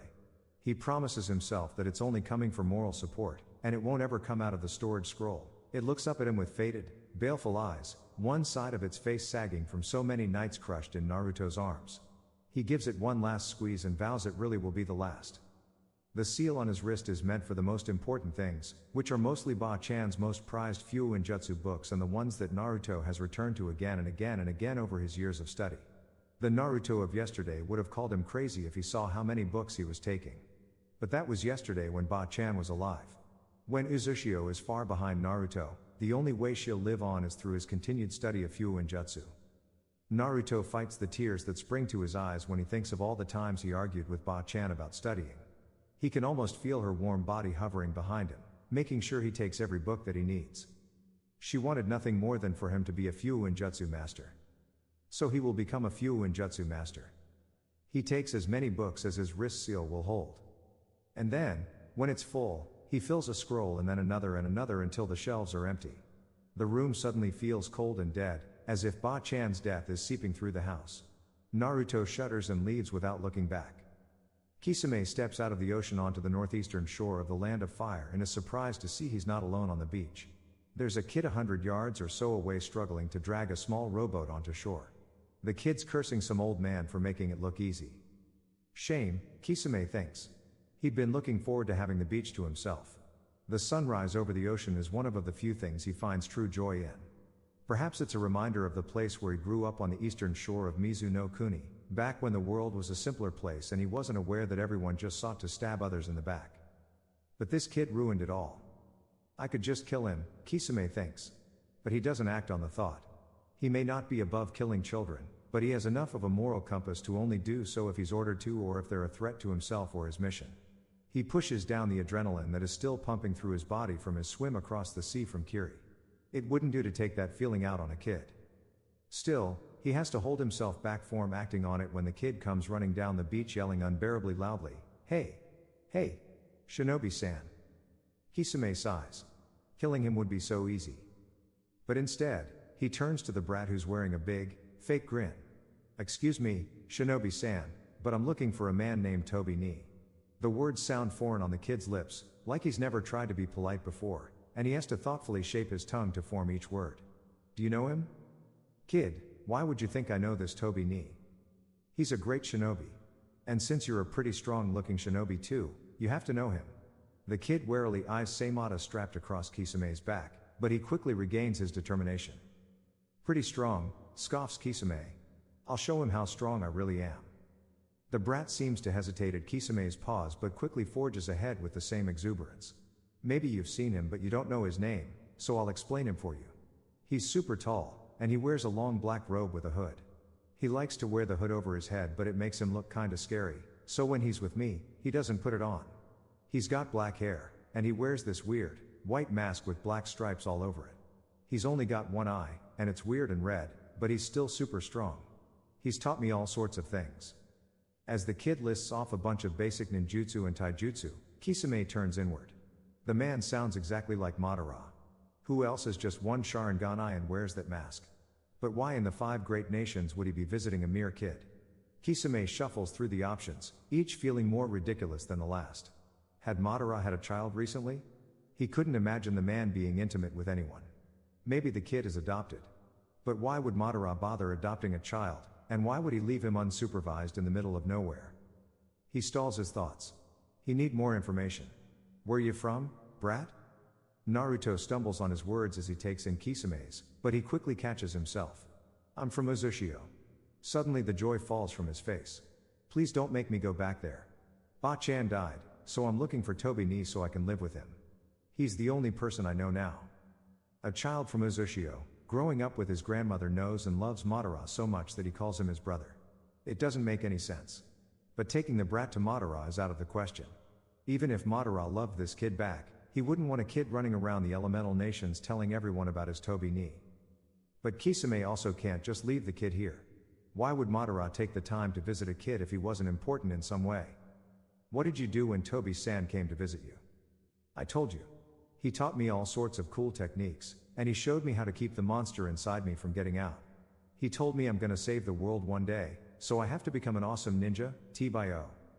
"I see," Kisame mutters. Finally, it all makes sense. Madara was keeping an eye on one of the Jinchuriki. But which one? He scours his mind and his knowledge of the Jinchuriki. He's aware of the location of all but the Sanbi and the Kyubi. As far as he knows, even Madara doesn't know where the Sanbi is. No one seems to know whether it has yet reformed after Yagura's death. But Madara does know where the Kyubi is.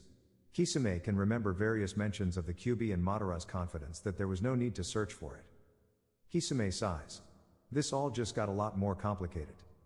He can't leave the brat here and risk Konoha ninja finding him and taking him back to the village.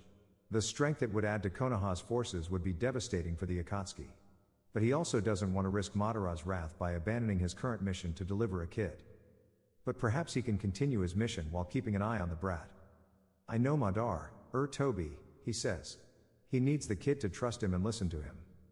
The kid's eyes light up. You do? Can you take me to him? No can do. Toby-san is busy and doesn't have time to take care of brats right now. The kid's face falls. Oh. Then where should I go? I don't have a home anymore. Maybe you can tell Toby-ni to come find me at Uzushio? I really don't want to go back there, though. How about this? I'm on a reconnaissance mission. You can join me if you like, but only if you help me with the mission. If you do, I'll make sure to report your help to Toby-san. Then maybe he'll invite you to come see him. It's not a flawless plan, but it's the best he can come up with right now. It'll at least assure the kid is safe with him while he thinks of something better. All right. Naruto cheers, punching the air. Let's go. Kisame groans at the energy. He'll make sure Madara knows how grateful he should be that he still has a Jinchuriki. All morals aside, at this point, only the prospect of Madara's wrath is keeping him from shutting the brat up for good. As they start walking, Kisame asks, by the way, what's your name, brat? Uzumaki Naruto. Uzumaki. Kisame's mind is starting to see connections. Kisame isn't very knowledgeable about the state of affairs in Konoha since they don't have a tailed beast for him to track, but even he knows that Uzumaki Kushina, the last Jinchuriki of the Kyubi, disappeared a little over 12 years ago without a trace. Now here's a Jinchuriki Uzumaki kid about 12 years old that looks uncannily like the fourth Hokage, at least from what Kisame knows from the photos. Thank Kami he hasn't met the man in real life yet. Considering the kid probably holds the Kyubi, Kisame can't reject the relatively clear evidence that Naruto is likely Uzumaki and Namikaze's kid. With that in mind, he absolutely cannot risk the kid falling into Konoha's hands. We'll have to change that last name. But why? I like my name. I'm going to kill this brat. Because it's a name that will bring a lot of unwanted attention to you. The Uzumaki clan was a powerful one, and people might want to kidnap you for your power. That's what Toby-ni told me too, the kid mutters. Good. Matter of fact, why don't we give you a disguise too? But why? Because you stick out like a sore thumb with your orange clothes and blonde hair. The kid's hands go up to his hair, and he pulls it down in front of his eyes. My hair? I like my hair.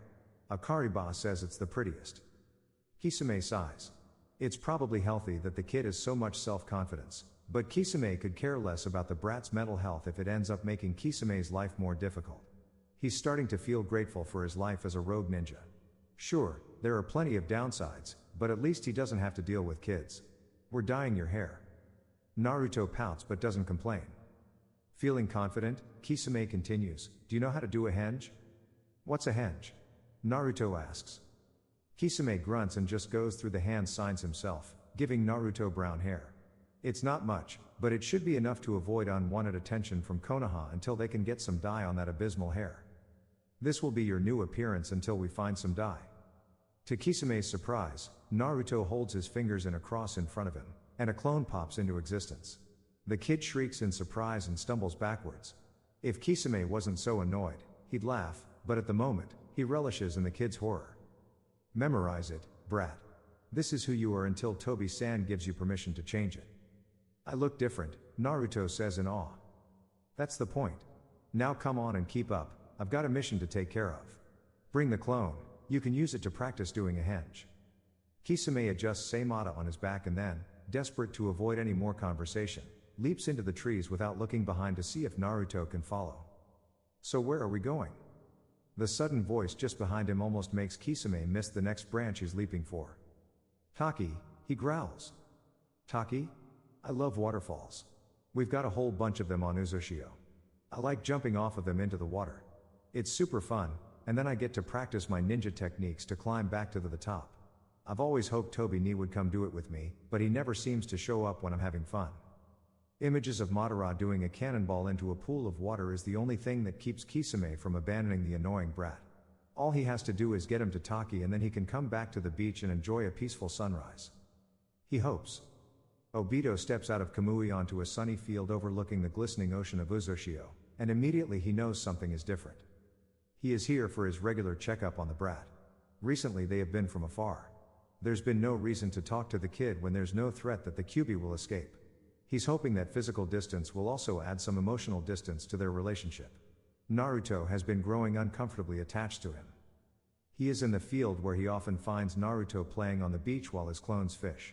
It overlooks a calm cove with reef that sidles up to the shore, the perfect place to catch fish without getting wet and a safe place for boys to play in the sea.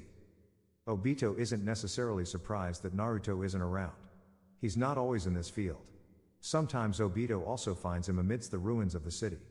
There, Naruto's antics are a lot more dangerous. He climbs crumbling pillars and explores unstable homes.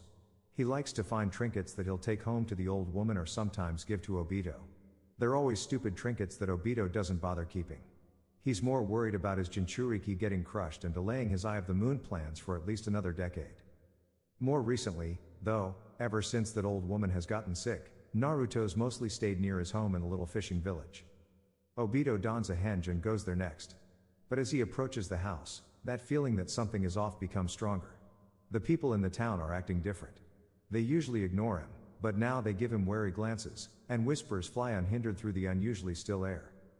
The house itself looks closed. The windows, which are usually open to usher through the relentless sea breeze, are firmly shut. It feels wrong. The friendly and predictable atmosphere of the house has always assured Obito that Naruto was living a life of naivety, a life that wasn't necessarily interesting or fulfilling but one that was far from Konoha's clutches and that made Naruto content enough that it was unlikely that he would ever give the Kyubi the opportunity to escape the seal.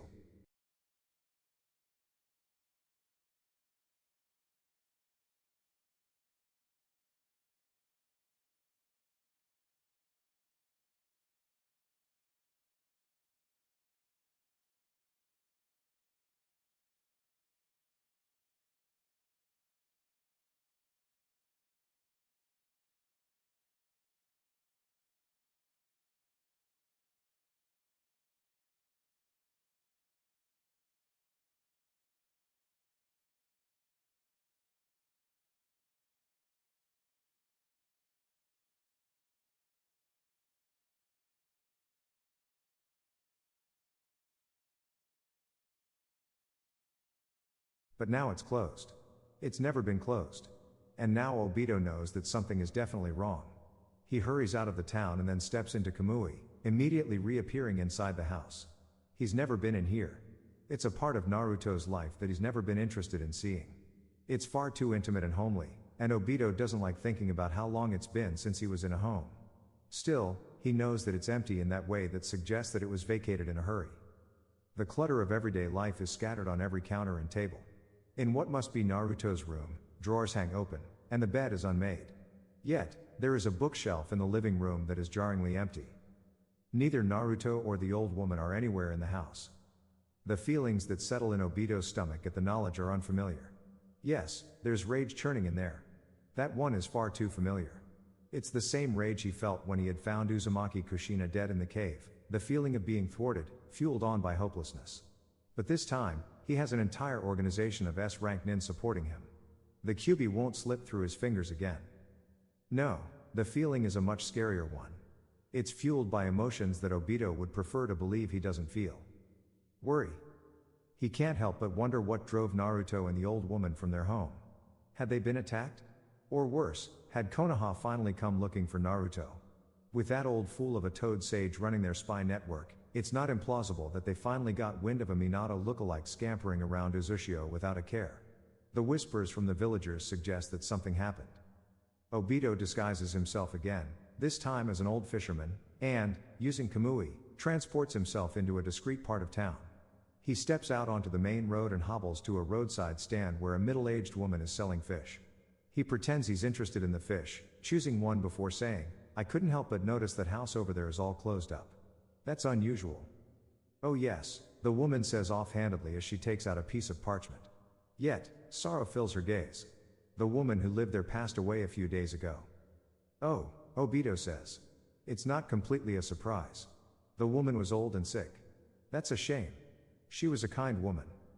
She was, the vendor says wistfully in a way that makes Obito think that she's not just talking about the Naruto's guardian. And her grandson? Obito asks. She was raising a little troublemaker, wasn't she? Yes, the woman says.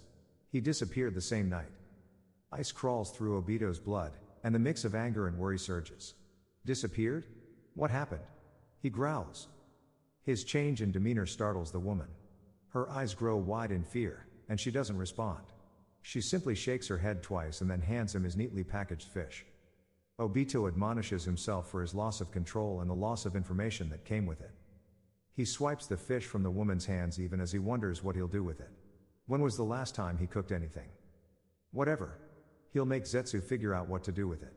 After he finds Naruto. As they near Taki, Naruto has brown hair and has mastered the henge. He's able to perfectly match his clone, and he's even able to hold the henge when Kisame trips him and sends him stumbling. Kisame isn't confident that the kid will be able to hold it forever, but it's a good backup to the hair dye. Plus, there is the added bonus that apparently when Naruto wants to learn something, his focus is as sharp as a kunai's blade until he's mastered it. The lack of the brat's endless prattling left Kisame in relative peace throughout their journey. Before they come too close to Takigakure, Kisame stops, grabs Naruto by his collar, and jumps into the canopy where they are concealed by foliage. What was that for? Naruto shouts as he struggles to gain his balance on the branch and resituate his t-shirt. Kisame casually leans against the trunk of the tree and observes the annoying brat before him. There are some rules you have to follow or I'll never take you to see Tobi. Naruto scowls at the threat, but it's clear that he's horrified at the thought. I'll follow all of them, he grumbles. Good, Kisame says, channeling the killing intent that gave him the name of the tailless by Juu. The brat just sticks out his tongue in response. This is an undercover mission. You can't let anyone find out who you really are. Your last name is now Kiryu. Kiryu, Naruto mutters with a grimace. That's not as cool as Uzumaki. I don't care.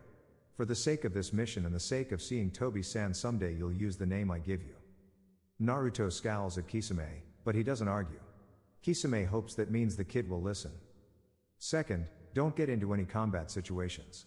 We do not want to bring attention to ourselves. Don't worry about that, Sharkface. Tobi taught me all about how ninjas need to be stealthy. And I'm gonna become the greatest ninja. Naruto shouts. Kisame chooses to believe that Naruto didn't just display the extent of his stealth abilities.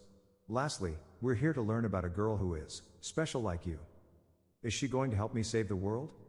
Sure, brat, Kisame spits through gritted teeth, cursing Madara and the stupid lies he made up. He needs to get rid of this kid so that he can stop feeling like a glorified babysitter. He takes a deep breath. This is all for the success of our plan. I can do this, and says, she is imprisoned by the leader of Takigakure, so we need to learn about her and her power so that we can take her to safety someday. If she's a hostage, why aren't we gonna save her right away? These things take time. Aw, come on. You're like, super strong. And I'm pretty strong too now that I learned the henge thing. We can save her. No. She's staying until Tobi is ready for her.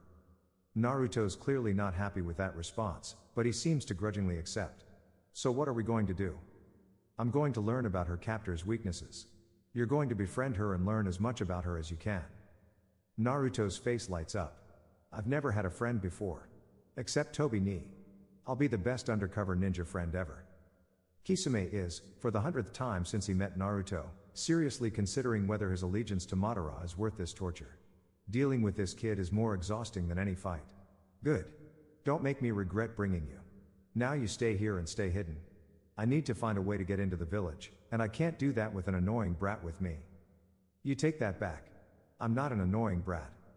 No one can find you, Kisame hisses. He shunshines away, but even from a distance, he can hear Naruto shout.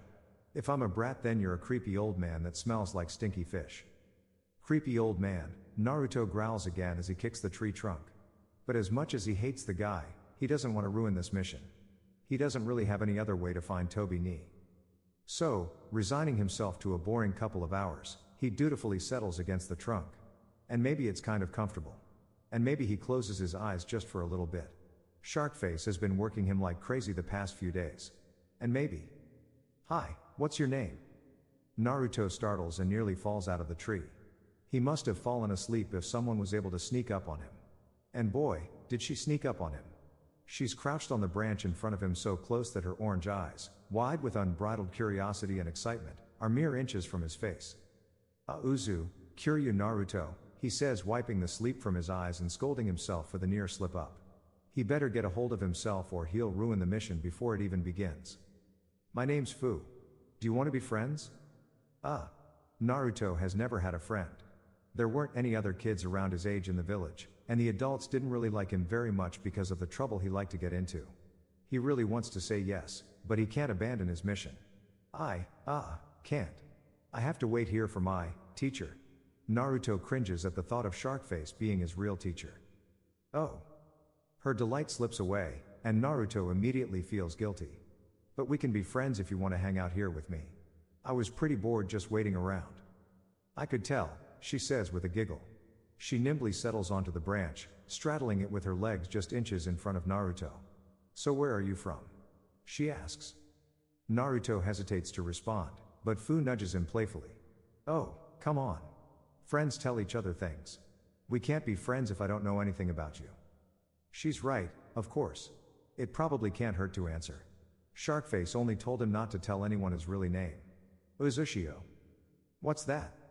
It's an island. There used to be a great civilization there, but now it's just ruins. I used to live in a village with Akari Ba-chan. Why'd you leave? Well, when Ba-chan died, I didn't really have anyone left, so I wanted to find somewhere else to live. You don't have parents? Nope. Ba-chan told me they died when I was just a baby. A sudden sadness overcomes Fu. For the first time since they met, she pulls away from Naruto and suddenly becomes interested in running her fingers along the bark of the branch. I don't have any parents either. Really? Naruto has never met another orphan before. All the other kids in the village had at least one parent. What happened to them? Fu shrugs. I don't know. Shibuki won't tell me. Naruto scowls. We should go find this Shibuki guy and force it out of him. Fu laughs. I thought you said you have to stay here. Naruto gives her a sheepish shrug, and she becomes pensive again. When she next speaks, her voice is barely above a whisper. Sometimes I wonder if they just didn't want me, and Shibuki just doesn't want to say that out loud. Naruto leans forward, face angled upward so that he can force eye contact. Hey, don't say that. You seem super great.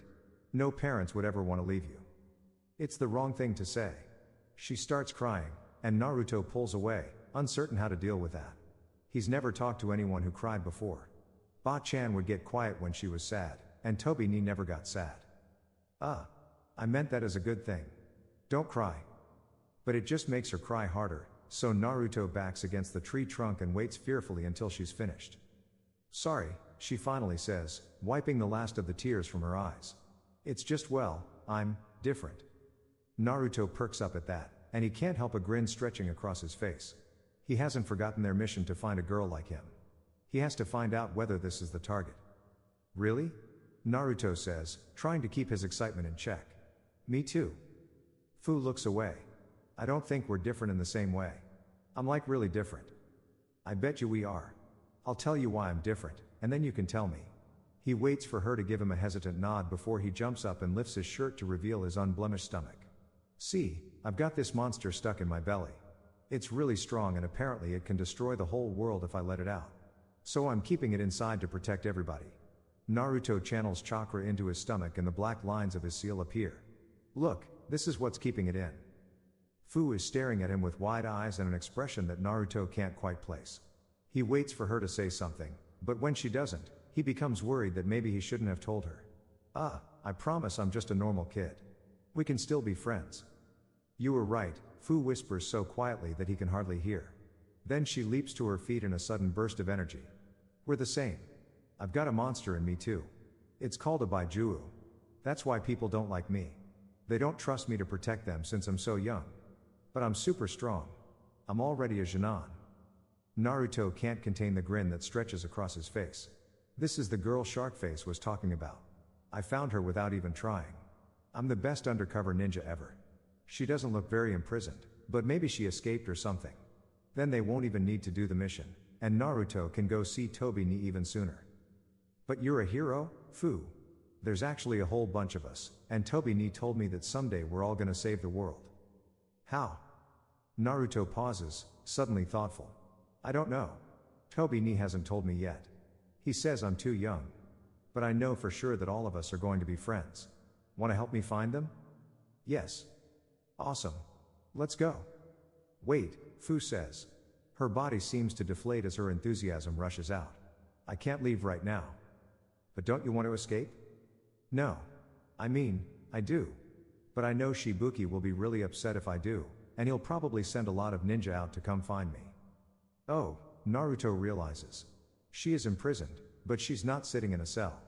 It's more like a mental imprisonment. And Shibuki must be the guy that's doing it. Sharkface must know about everything, and that's why he wants Naruto to be friends with Fu instead of taking her away. So Naruto will do the mission, both for Toby Ni and his new friend. That's okay then. Maybe I can hang out in the village for a bit so that we can become real friends? But I thought you had to wait for your teacher. Naruto sends a dismissive wave in the direction that Sharkface had disappeared to. PFFT, that creepy guy. I'll be glad to be rid of him. Let's go. Naruto hopes that Sharkface is a good enough ninja that he'll find him eventually. Fu seems suspicious for a moment, but she can't seem to resist Naruto's enthusiasm. With a little more coaxing from Naruto, she's soon bouncing with excitement alongside him. Okay. So they head into Takigakure together. As they walk through a complex network of underground tunnels, Fu chatters about her favorite things to do and her favorite places in the village. She tells Naruto about how she's an expert of the cave systems, and she knows all the ways in and out of the village. Most of the ninja don't even know them. They eventually climb out of what turns out to be a small, nondescript hole at the base of a cliffside to a beautiful view of Takigakure. Naruto is in awe of the place. He's never seen a hidden village before. A waterfall that seems to stretch into the sky comes crashing down a gargantuan cliff. The water pounds the ground so hard that a spray bursts into the sky, misting the houses closest to the waterfall's base. Like home, the buildings cluster against the edge of the water, and boats litter the river's banks. But here there are so many buildings. The streets are bustling as they walk along them, but people give them space to pass, casting wary looks at Fu. Neither child is bothered. In fact, Fu doesn't even seem to notice. She grabs Naruto's hand and shows him food stalls that sell takoyaki, mochi, taiyaki, and ramen. Naruto's stomach grumbles longingly at the ramen stand. It's been too long since he's had Ba-chan's ramen, an Uzumaki secret recipe that was perfected over generations. Fu laughs. Naruto doesn't have any money, and Fu doesn't have enough to buy them both ramen, so instead, she buys them each a taiyaki, which they munch on as they walk. Fu leads him to an ornate wooden building that sits atop a hill overlooking the village. It has a big porch on the front that reminds Naruto of the porch on Ba-chan's house where they used to watch storms roll over the ocean. Ba-chan loved closing her eyes and breathing in the ocean tang that got stirred up by the wind. Naruto loved shouting in excitement each time a bolt of lightning shattered the sky. Thinking of Ba-chan reminds Naruto of everything he's lost, and he keeps his gaze on the guards on either side of the door to the building so that no more memories sneak into his mind. This is where Shibuki works, Fu says with a flippant wave to the guards. They let her pass without question. When Naruto hesitates to follow, she hurriedly beckons him along, and when he gets close, she whispers, "Don't worry. They all know me super well here. We can do whatever we want." She leads him along the hallway, and at the end, there is his large door and 2 more guards on either side of it. "Is Shibuki free?" she asks the guards. "Yes," one says. "But he has a meeting in 20 minutes. Without waiting for them to usher them in, Fu bursts through the doors. "Hi Shibuki-san," she cries. Naruto follows her into the simple, wooden room. It is empty aside from a platform on the other end where a man sits cross-legged behind a small table covered in scrolls. He looks up from the one that he is writing in, and it takes a moment for the surprise to register on his face as he notices Naruto. "Fu-chan," he says, "who have you brought to me?" "This is Kiryu Naruto. He wants to become a ninja of the hidden waterfall." As Naruto tries to hide his surprise, Shibuki's eyes narrow. "Is that so?" he asks Naruto. "And why's that?" Well. While still cursing Fu for surprising him like that, Naruto desperately scans his brain for a good reason why he'd want to be a ninja of Takigakure. It's not a terrible idea. If he's going to get to know Fu for his mission, what better way to do so than to become a ninja of her village? He's never been a very good liar, though, so he decides to go for the truth. "I don't really have a home anymore. I'm from a really tiny village. My Ba-chan died, and I don't have any parents. I was kind of trying to figure out what to do, and then I met Fu. She showed me how awesome Takigakure is. Do you have ninja training?" Yup. Ba-chan and Toby Ni taught me. Toby Ni? He's a really nice person that checks in on me sometimes. Are they both ninjas?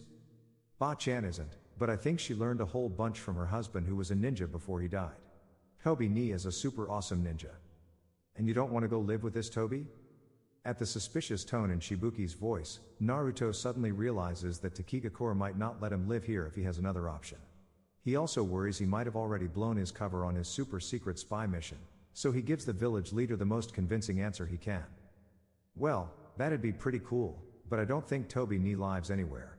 And a kid's gotta live somewhere. And what ninja specialties did this Toby teach you?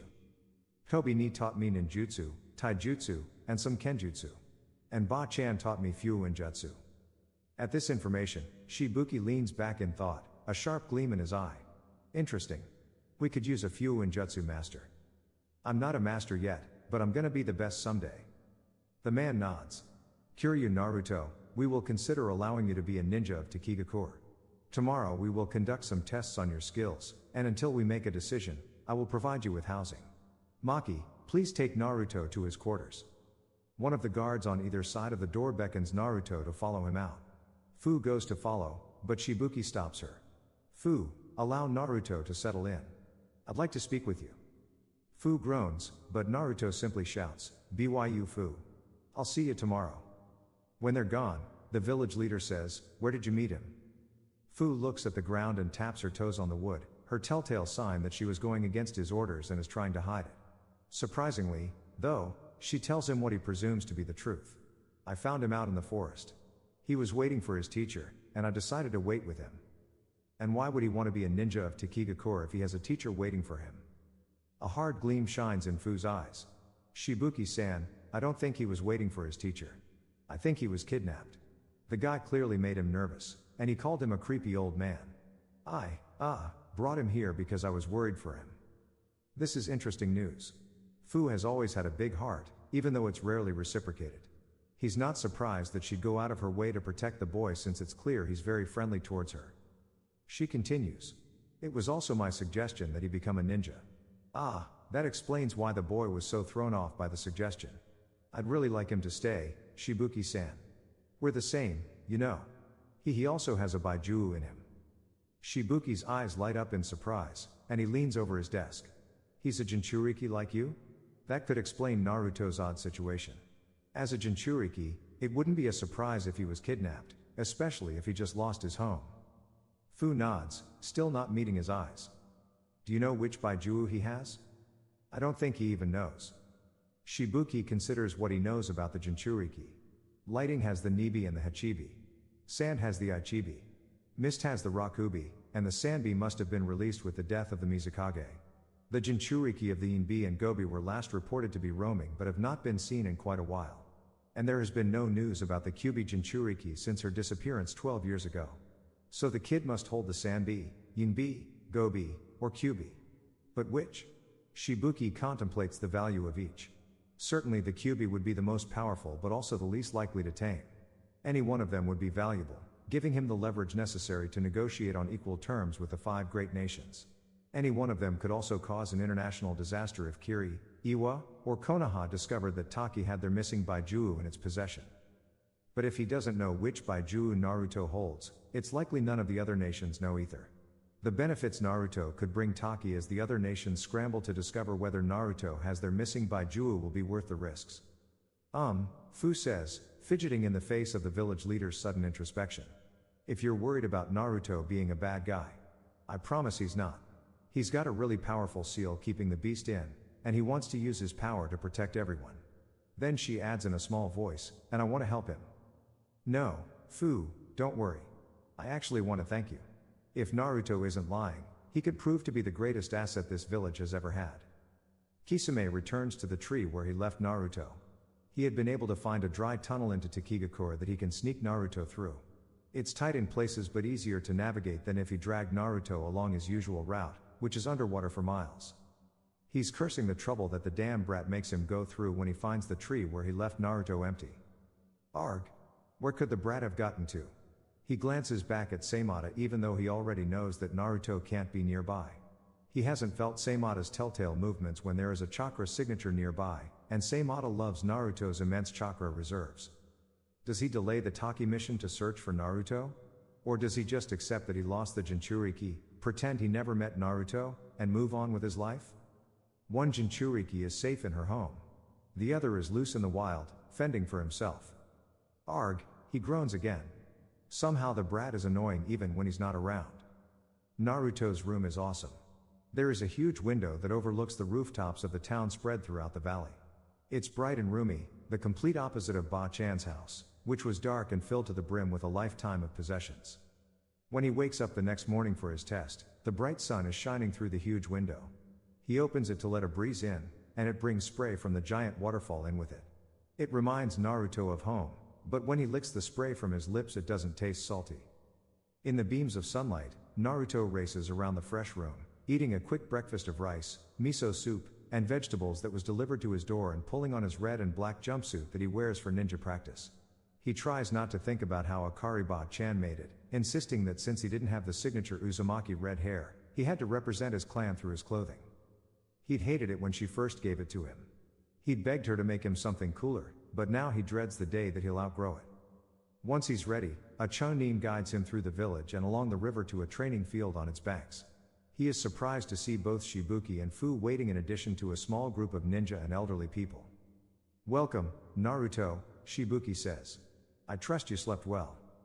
"Yep. Thanks for the room, old man." If Shibuki is insulted by the nickname, he doesn't show it. "Good. Today I'll ask you to fight against two of our ninjas standing here today. I would like to gauge your competency in Kenjutsu, Taijutsu, Ninjutsu, and Fuinjutsu. You'll spar one at a time with Kaido and Rika. There are no rules to your engagement." "Yes, sir." "Good. The council and I will observe your spars. Both ninja are Jounin level and will assess your abilities as you fight. You will spar with Rika first. Though you are welcome to use any type of jutsu, she is a Kenjutsu expert and will test your skills in swordplay." A woman steps forward with two katana in her hands. She hands Naruto the smaller one and steps into the training field, katana held in front of her, waiting for him to attack. Naruto gulps. He's never used a real katana before. Tobi ni always made him practice with sticks. But what a thrill to have his first time be during a real duel. He's a little off balance and struggles to move as fluidly as he does with his stick, but he's able to take advantage of a few openings.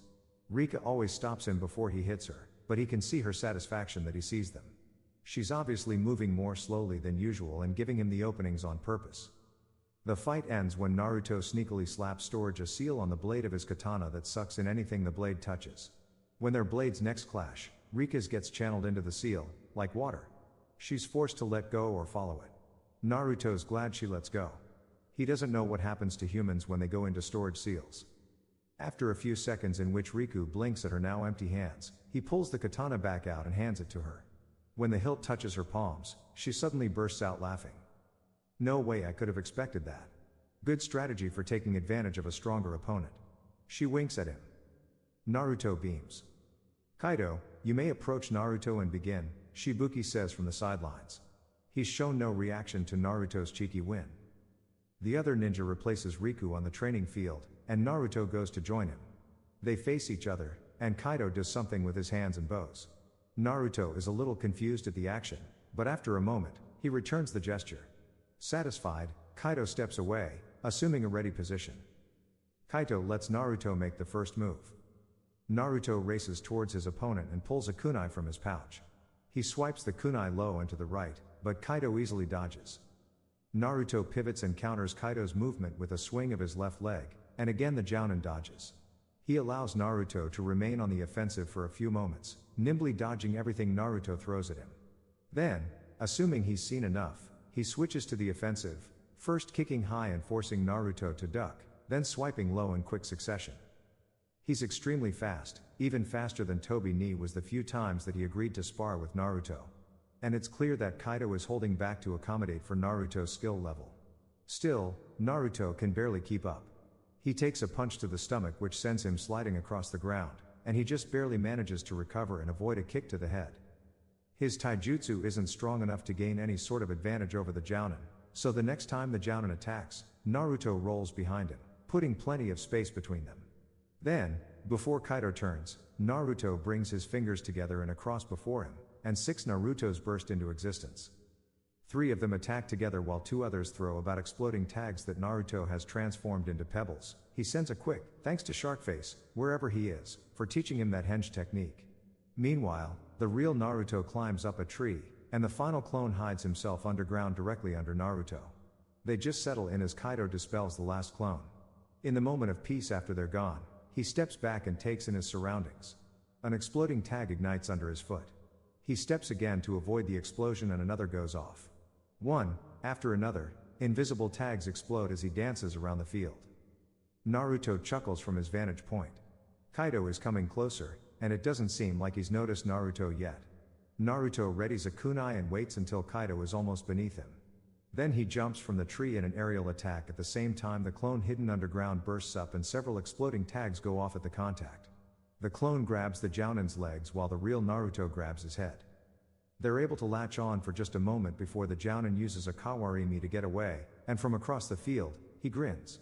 "That was extremely clever, Naruto," he says. "I'm impressed." "Thanks. You're really good too. I could hardly see you, you moved so fast." "Well, I am a Jounin," Kaido says. "Can you show me that move where you teleport? That was awesome." "It's called a kawarimi. And I don't teleport. I switch my body with another object." "You've never seen it before?" "Nope. But you're only the 3rd ninja I've ever met." Before Kaido can respond, Shibuki clears his throat. "A moment, Kaido." Naruto goes to wait with Fu while the adults discuss his performance, but it isn't long before Shibuki returns. "The council and I agree with Riku and Kaido," Shibuki says. "That was quite an impressive display. At your caliber, I am happy to offer you this headband and the rank of Genin of Takigakure." Shibuki holds out a headband with a stylized outline of a waterfall on it. Naruto's eyes grow wide at the sight of the headband, and for some reason he can't bring himself to take it from the village leader. "Is it really for me? Just like that?" "Yes, Naruto, just like that. You've proven yourself a skilled ninja, and the village would be remiss not to take this opportunity to welcome you to our ranks." "Wow, thanks." He gingerly takes the headband from Shibuki and ties it around his head. "Fu, look. I'm an official ninja now. Just like you," he says with a big grin and an exaggerated point to his head. She gives him 2 thumbs up with an equally large grin. "Now that you are a ninja of Takigakure," Shibuki continues, "you will join Fu, who is tutored by one of our Jounin, for a strict training regime." Naruto doesn't care how strict his training will be. He's a real ninja. And he made a friend. His mission for Sharkface almost fades from his mind. Almost. From the trees, Zetsu watches the interaction with interest. Obito will be intrigued by this new development. "Why is it that the Kyubi Jinchuriki seems to be doing your mission in Taki for you?" Kisame's heart skips a beat at the voice, but luckily his body doesn't visibly respond. The way Zetsu materializes out of nothing at any moment is jarring even for the most experienced shinobi, but he doesn't want Zetsu to have the satisfaction of knowing that. Kisame grunts but doesn't respond. His mind is whirling. How could he have been such an idiot to assume that Naruto hadn't been able to find a way into Taki on his own? Because the brat's an idiot, that's why. A wicked smile stretches across Zetsu's face as if he can read Kisame's mind. Master will not be happy to hear about this. He was furious when he found out the kid was gone from Uzushio. "What else would you expect me to do when I find the Kyubi Jinchuriki wandering through Hai no Kuni while I'm supposed to be accomplishing a mission?" "Ah, intentional was it?" "Of course. And is it also intentional that you abandoned your mission after planning the brat in Taki?" "The asshole." Kisame considers abandoning the creature. But to walk away from Zetsu is to walk away from Madara, so through gritted teeth he says, "My mission is not exclusively within the village."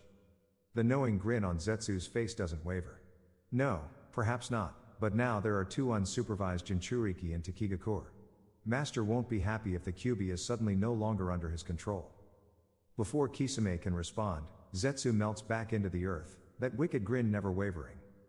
Kisame knows that Zetsu is still here watching him, and though the creature is right, Kisame won't give him the satisfaction by returning to Taki immediately. He'll take a roundabout way back to his usual entrance into the village as if it was always his plan to scope out the surrounding forest. Surely, Naruto can't get into too much trouble in the extra few hours it will take. 5 months later, Shibuki is beginning to regret his decision to allow Naruto and Fu to train together. Although the two of them have made immense progress, they seem to get into trouble more than they train. Half the time, their Jounin sensei can't even find them. Shibuki had wanted the villages Jinchuriki to learn to work together to gain greater control over their Baijuo. That, unfortunately, had not happened, but luckily only Shibuki's emotions have been out of control. He sighs when he hears them barreling down the hall to his office. The door bursts open to reveal two soaked and laughing Jinan. Fu, Naruto, what have you done? Hi Shibuki. Naruto chirps as a response. Shibuki sighs. Shibuki, we have a question for you, Fu says much more carefully. And what's that? So you know how Konoha's hosting Chunin exams next month?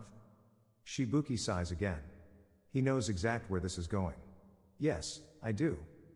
Can Naruto and I please go? Before Shibuki can answer, Fu begins rattling off all of the reasons that they should participate. We've both been working really hard, and we've gotten super strong. We have to prove ourselves against other Jinan to know how we compare to other villages. We've been Jinan forever. Did you see how we managed to turn the whole river purple and none of the Jounin noticed until we finished? That's proof we should be Chunin. Fu, Shibuki says sharply, interrupting her chatter. You know how I feel about you leaving the village. It's dangerous for you. But Naruto will be with me. We've been training really hard together, Shibuki could beg to differ there. And we've gotten super powerful as a team. Plus, you'll send Kagen-sensei with us, right? And what about during the exams? Kagen won't be able to protect you there. Do you really think some Jinan can kill us? It's not the Jinan I'm worried about, Shibuki mutters, but he still considers the request. He hates having Fu out of his sight. She's a target, especially when she is out of the village where Taki cannot protect her. Yet, sending both Naruto and Fu, who, despite their goofing off, have progressed extremely fast due to their friendly competitiveness, would be a show of power. Not only would it display the talents of Taki's Jinan but also show off that tiny Takigakure now has 2 Baijuo, more than some of the 5 great nations. Over the past few months, Shibuki has pondered when he should let the world know about Naruto. If Konoha, Iwa, or Kiri decide to steal him back, Taki is, for lack of a better word, fucked. But at this point, he still doesn't know which Baijuo Naruto holds, and neither would any of the other villages. While he can think of techniques that might be used to determine that Naruto is a Jinchuriki, after 5 months of research, he has found no documentation of any techniques that will allow them to determine which Baijuo Naruto holds unless they are already familiar with the Baijuo's chakra. Plus, from his research on the Jinchuriki themselves and spying within the other villages, he's found no indication that any of the other villages claim a little boy Jinchuriki. As far as he knows, their reports match his. No village would attack unless they are absolutely certain that he holds their missing Baijuo, and even then, Konoha's self-proclaimed pacifist Hokage is probably more likely to attempt diplomacy. The fact that none of the countries communicate with the others could also play to his advantage. Meanwhile, the period of uncertainty that would develop as each village struggles to learn more about his newly acquired asset would put him in a leveraged position which would allow him to establish new trade agreements and develop better alliances. It would be a gamble but likely a worthwhile one. Every way that Shibuki has approached the problem of his new asset, it all comes back to the fact that, although Naruto is proving to be an extremely talented shinobi, he is most valuable if other villages know of his existence. And to achieve that, Shibuki will need to take a few risks. Maybe the Chunin exams are the perfect opportunity to announce Naruto's existence to the world. Fine, you can go. Fu, who had resumed her chattering as Shibuki thought, abruptly stops talking.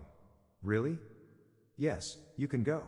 On the condition that Jiro comes with you as your sensei and Kagen serves as your third team member. You must never ditch him. He will protect you during the exam. You'll really let us go? He almost wants to laugh at how incredulous Fu is. Yes. Woohoo!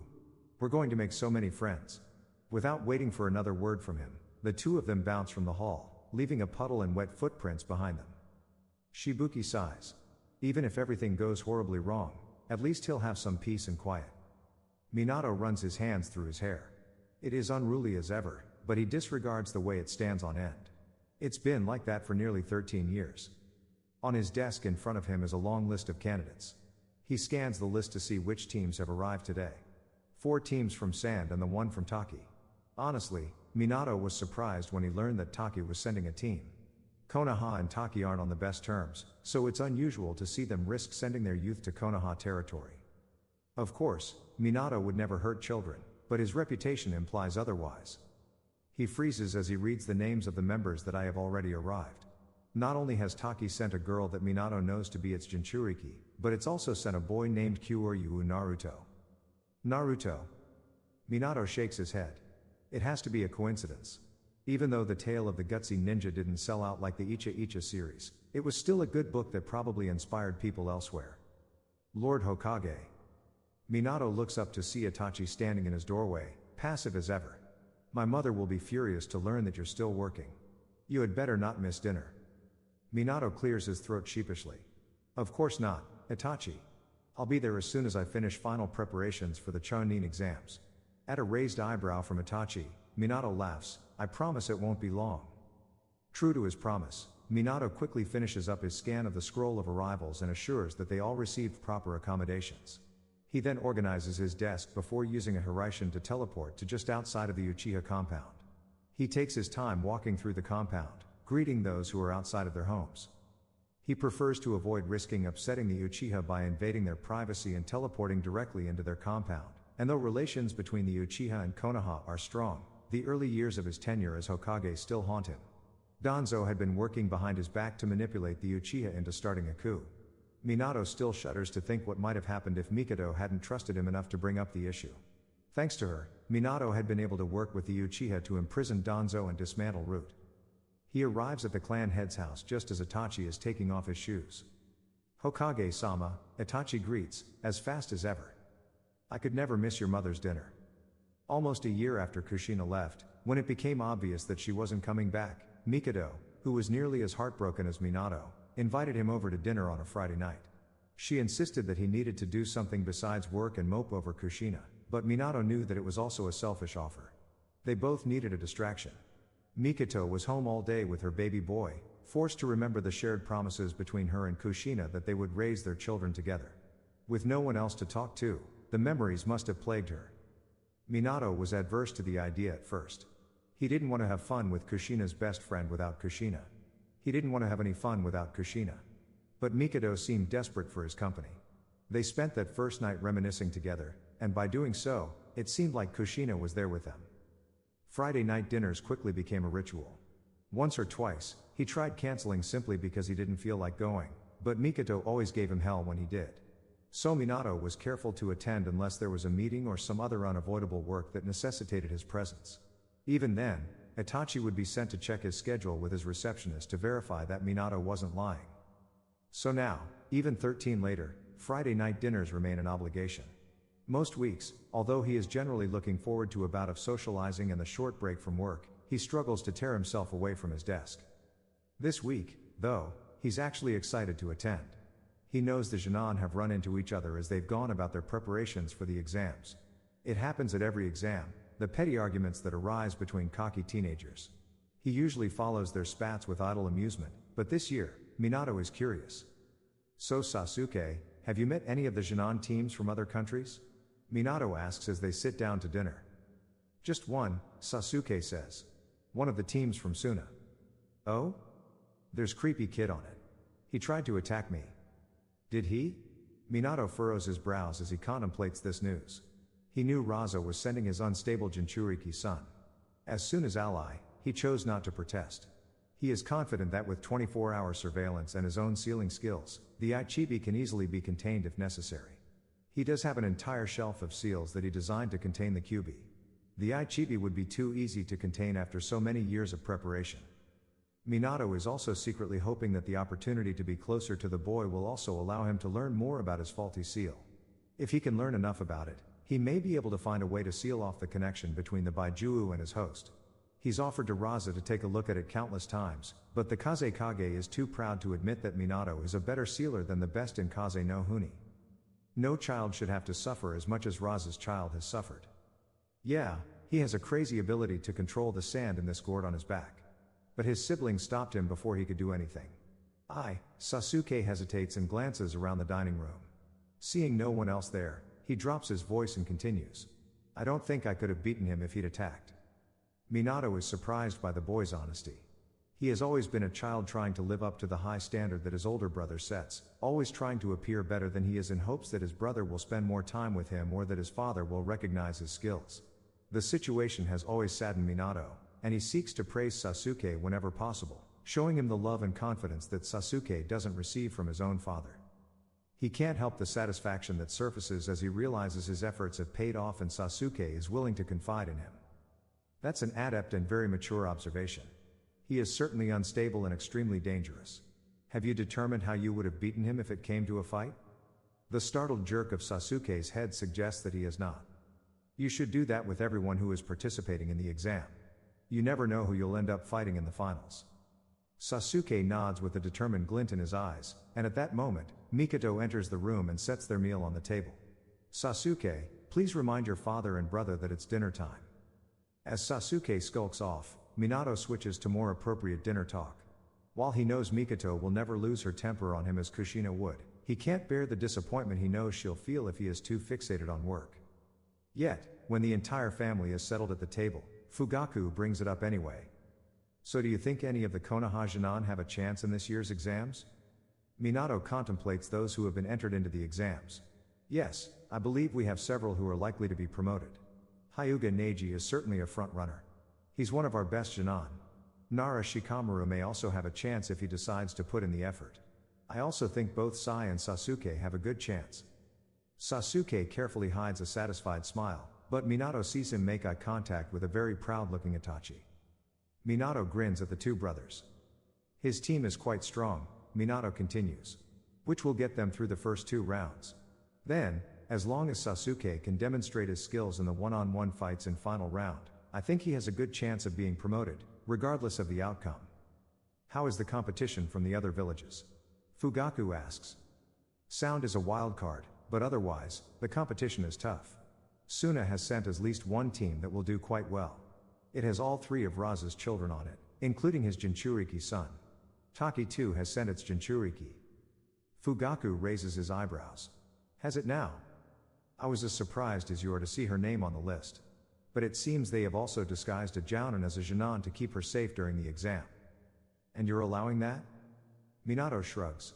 We'll surveil him, and as long as he doesn't hurt any of the Genin, I won't complain. I don't want to worsen our relations. And knowing Shibuki, he's only worried for the well-being of his Jinchuriki. 2 Jinchuriki, though, Itachi says.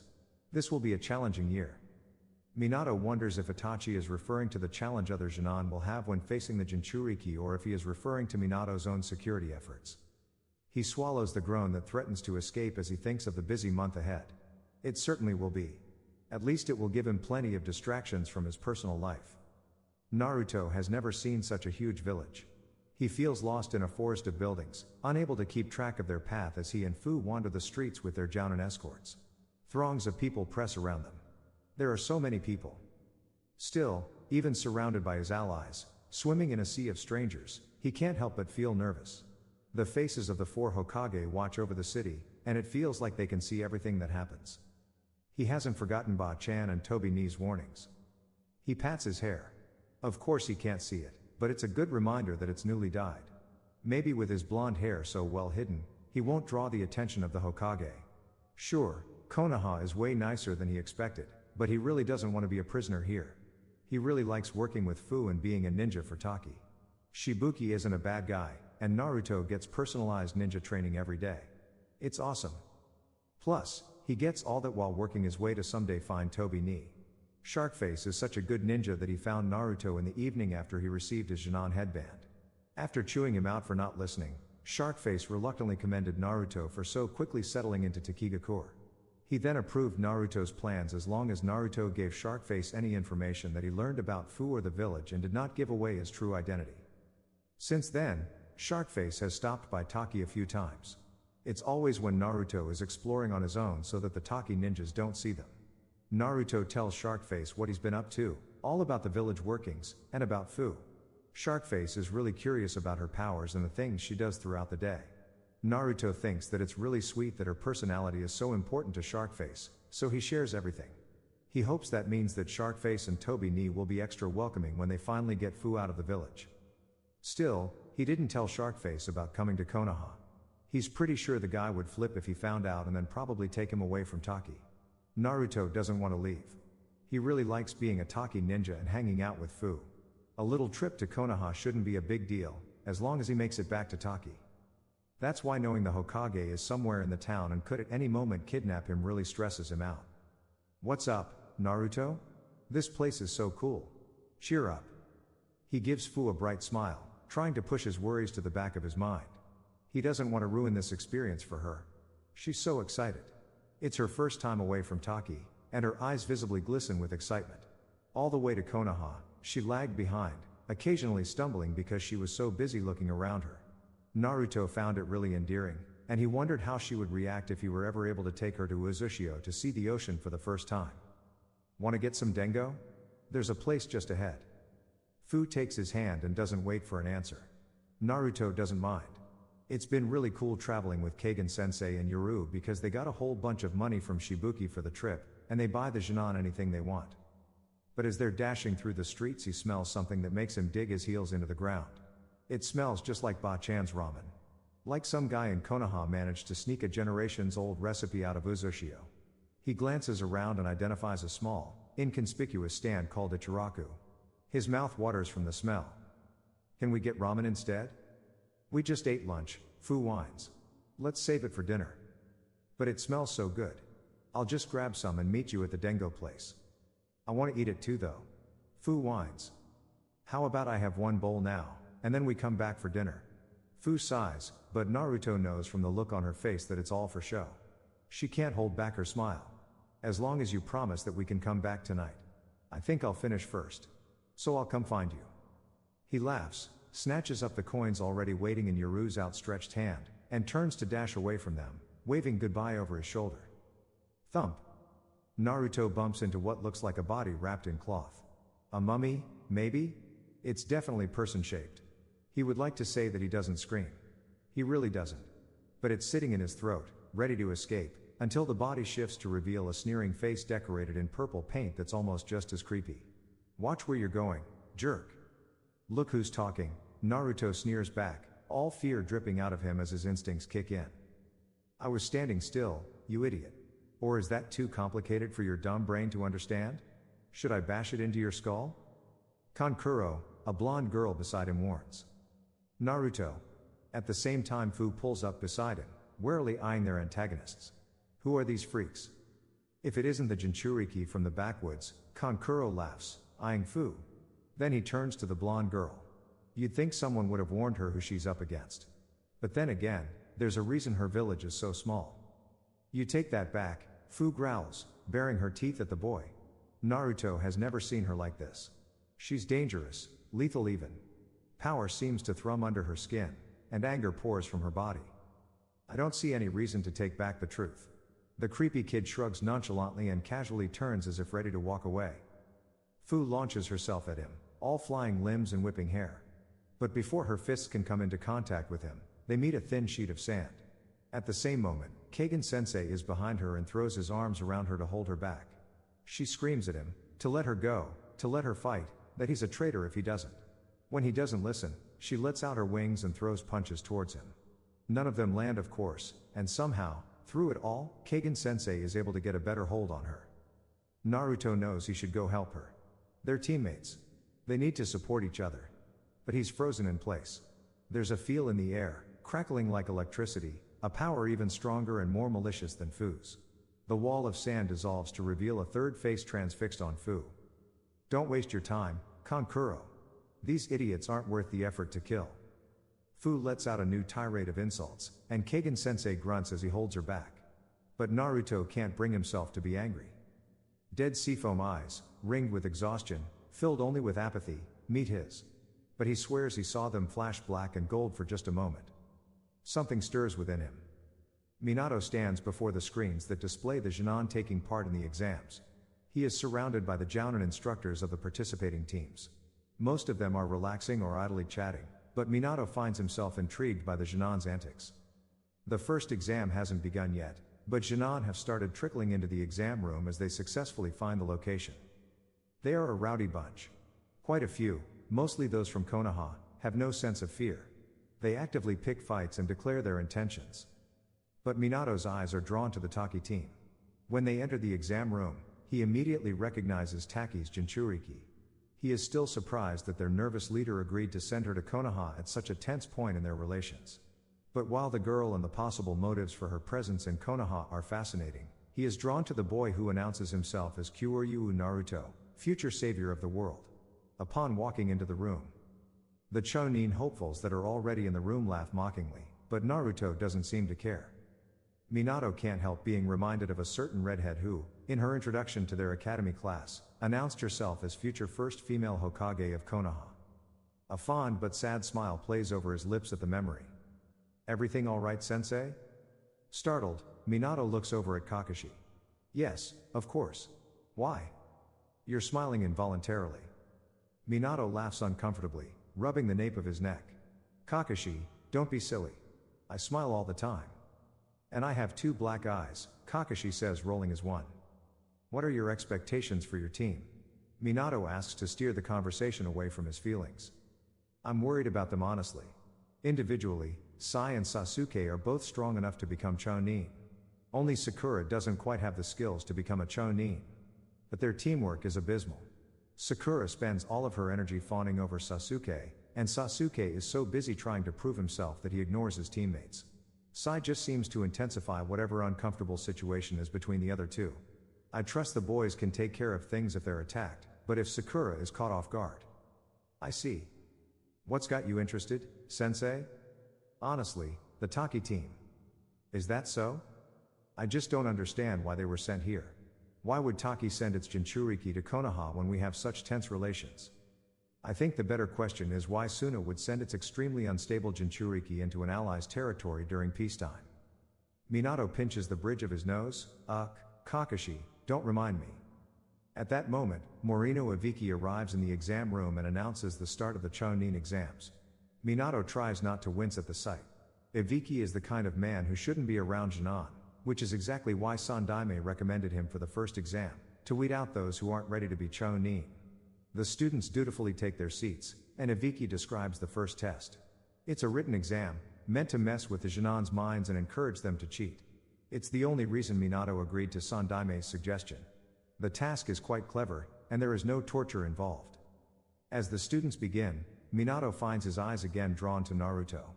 While members of the other teams begin cheating, the poor kid stares at his test in barely concealed horror. He panics and glances at the students around him, all feigning filling in answers, which only fills him with more panic. Minato almost feels bad for the poor kid who is obviously not ready to have been sent to the exams. But then Naruto perks up. His eyes don't focus on anything in particular, and a big smile stretches across his face. He begins writing furiously. "Those were some great ninja skills, Fu. I wish I could talk into people's brains like you." Naruto cries as they stand outside the Forest of Death. They have just signed their waivers allowing them to participate in the second round of the exams. "And you're super smart, Keigen-sensei." Keigen-sensei simply grunts and adjusts his forehead protector. The proctor of the second exam, who introduces herself as Anko, stands before them looking menacing. She seems pretty crazy and just keeps going on about scrolls or something, but Naruto's too excited about the test to be concerned. He can't wait for his first fight against an actual opponent, and he knows that it has to happen in the Forest of Death. What place could be more dangerous than that? Finally, the crazy lady passes out some scrolls, and the round starts.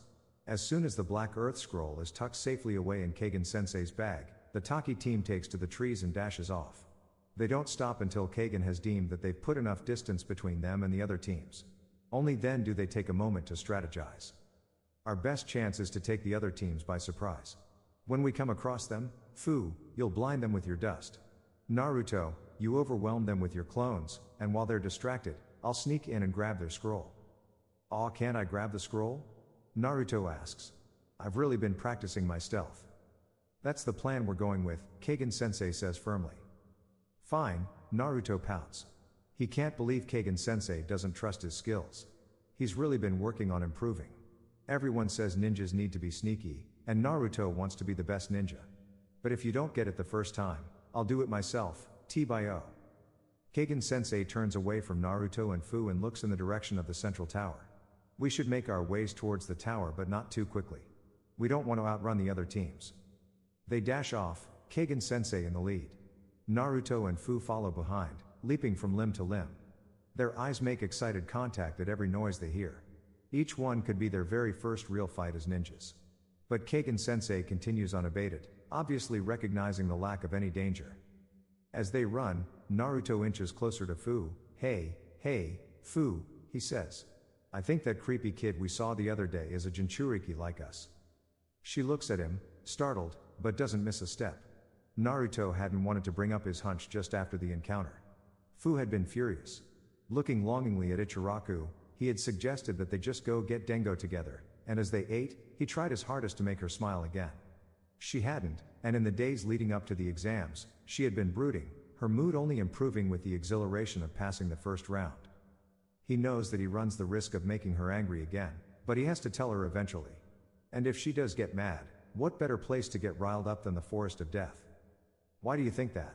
She asks. Didn't you see his eyes? They changed colors. And my Baijuu got all excited when it happened. Did yours?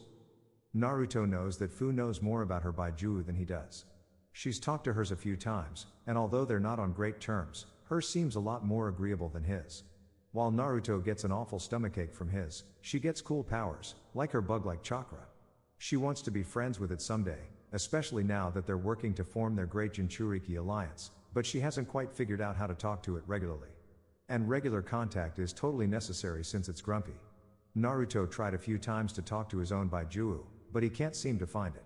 His seems to only come out when it wants to. Fu admits that her Baijuu didn't do anything during the encounter. Or if it did, she was too angry to notice. I think the creepy kid might be grumpy because of his Baijuu, Naruto continues. I think his might be grumpy like mine, and it might give him stomachaches too. Maybe he'll be happier if we can talk to him, and he knows that there are other people like him. So we can be friends someday. Yeah, it's our mission to find all the Jinchuriki, so even if he's super creepy, we have to at least try. He's probably never had a friend before either. Too bad that made him creepy instead of fun like us. Do you think we should look for him in the forest of death? I mean, if we see him, we can try.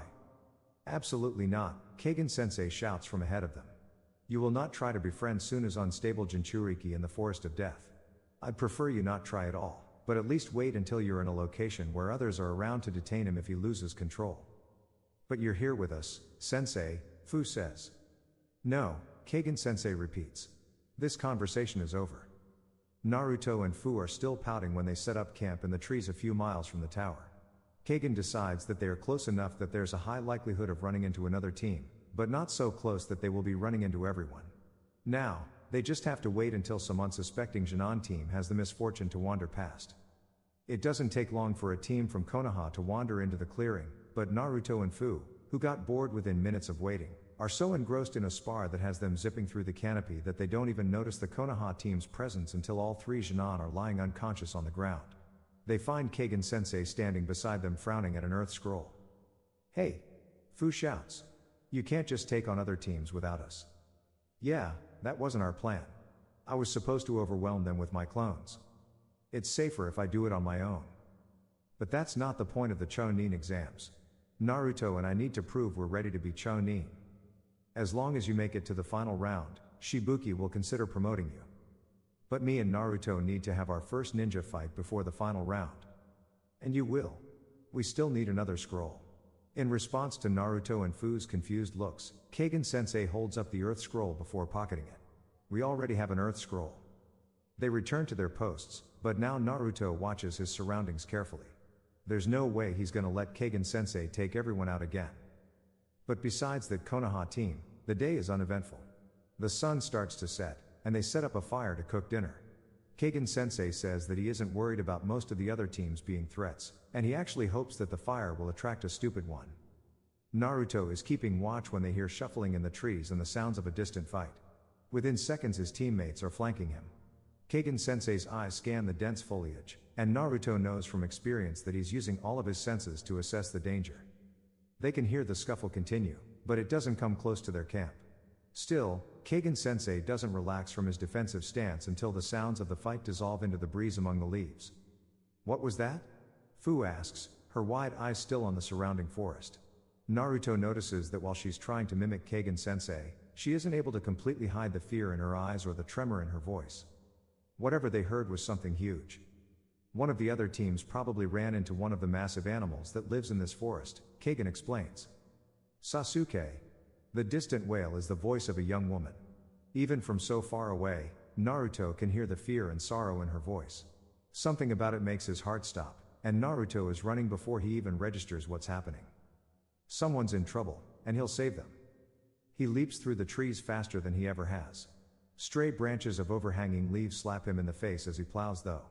Through the crashing, he keeps his ears focused on the direction of her cries. He slows down to a creep as a small clearing comes into view. Through the leaves he sees a pink-haired girl kneeling over an immobile boy. Another Jinan is standing impassively nearby. They are both wearing Konoha headbands. "Wipe that stupid, fake smile off of your face," the girl scolds her conscious teammate. "Sasuke might be dying." "He's alive and the woman's gone," the boy says. "There's nothing to worry about." The girl huffs and returns to her immobile teammate. Suddenly from behind, Fu shouts, "What the hell was that, Naruto? You can't just run off." At the sound of her voice, both strangers look directly at them. They're immediately on their guard. The boy quickly paints something, and several lions come to life, flanking him. The girl draws a kunai and crouches low in front of her other teammate's immobile body. "I see you think you can take advantage of us while we're weakened," the boy says calmly. "I won't let you touch Sasuke," the girl shouts, tears in her eyes but a fierceness in her voice. Naruto says sheepishly, rubbing the back of his neck. "Is your friend okay? Don't try to distract us," the girl warns. Naruto holds his hands out in a defensive gesture. "I'm not distracting. I promise. I'm actually concerned. We don't want to attack. Fu here is really good at healing, so we might be able to help him." The boy and his lions don't let up, but Naruto can see the girl falter. She looks down at her teammate hesitantly and back at Naruto.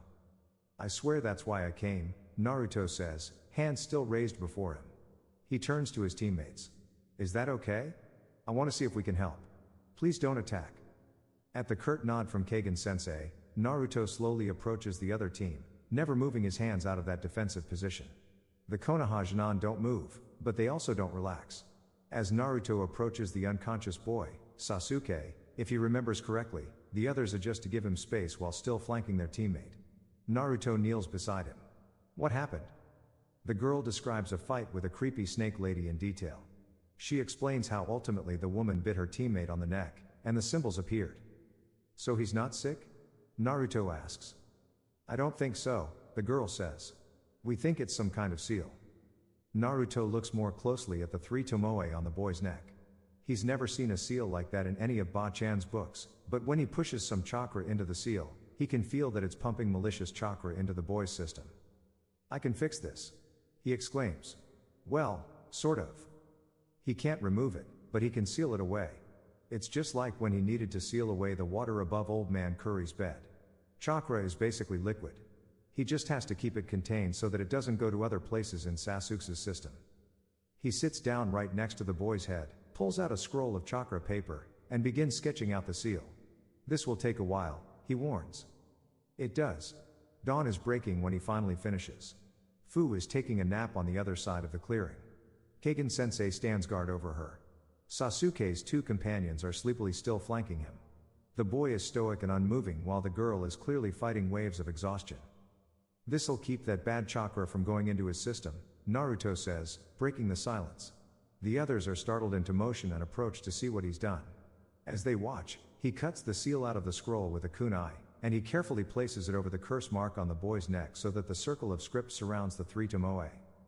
He pushes a little bit of chakra into the paper and grins with satisfaction as it transfers from the paper onto the boy's skin. As the seal adheres to Sasuke's skin, he begins to stir. "Sasuke!" the girl shouts. She falls to her knees beside Naruto, looking at Sasuke, with hope in her eyes. When Sasuke cracks open a coal-black eye and tiredly mumbles, "Sakura," she turns to Naruto with watery eyes. "How can we thank you for saving him?" Naruto rubs the back of his neck and smiles sheepishly. "Don't worry about it. I'm just happy to help." "That's not right," Sakura says. "You saved his life." "No. He definitely wasn't dying. I just, made him feel better, T-by-o. Here, take this as thanks." Sakura runs over to a bag, rummages through it, and pulls out a heaven scroll. She presents it to Naruto.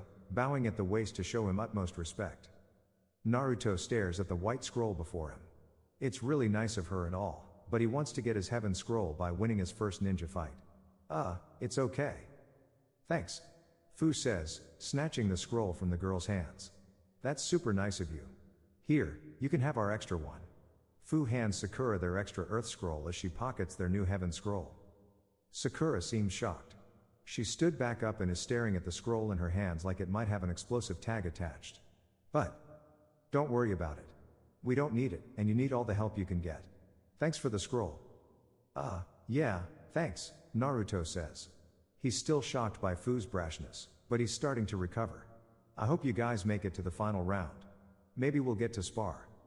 Okay, you too, Kagen-sensei says. I think we've helped this team enough. Let's get out of here. See ya. Naruto and Fu say in unison. Then, leaving the Konoha team to recover on their own, they hop off towards the tower. Naruto tries not to hide under the weight of the stare of the Hokage. The man is standing on a platform above the sparring level where the Genin will fight in a preliminary knockout round. The Hokage's real presence is so much more imposing than that of his stone face on the mountain.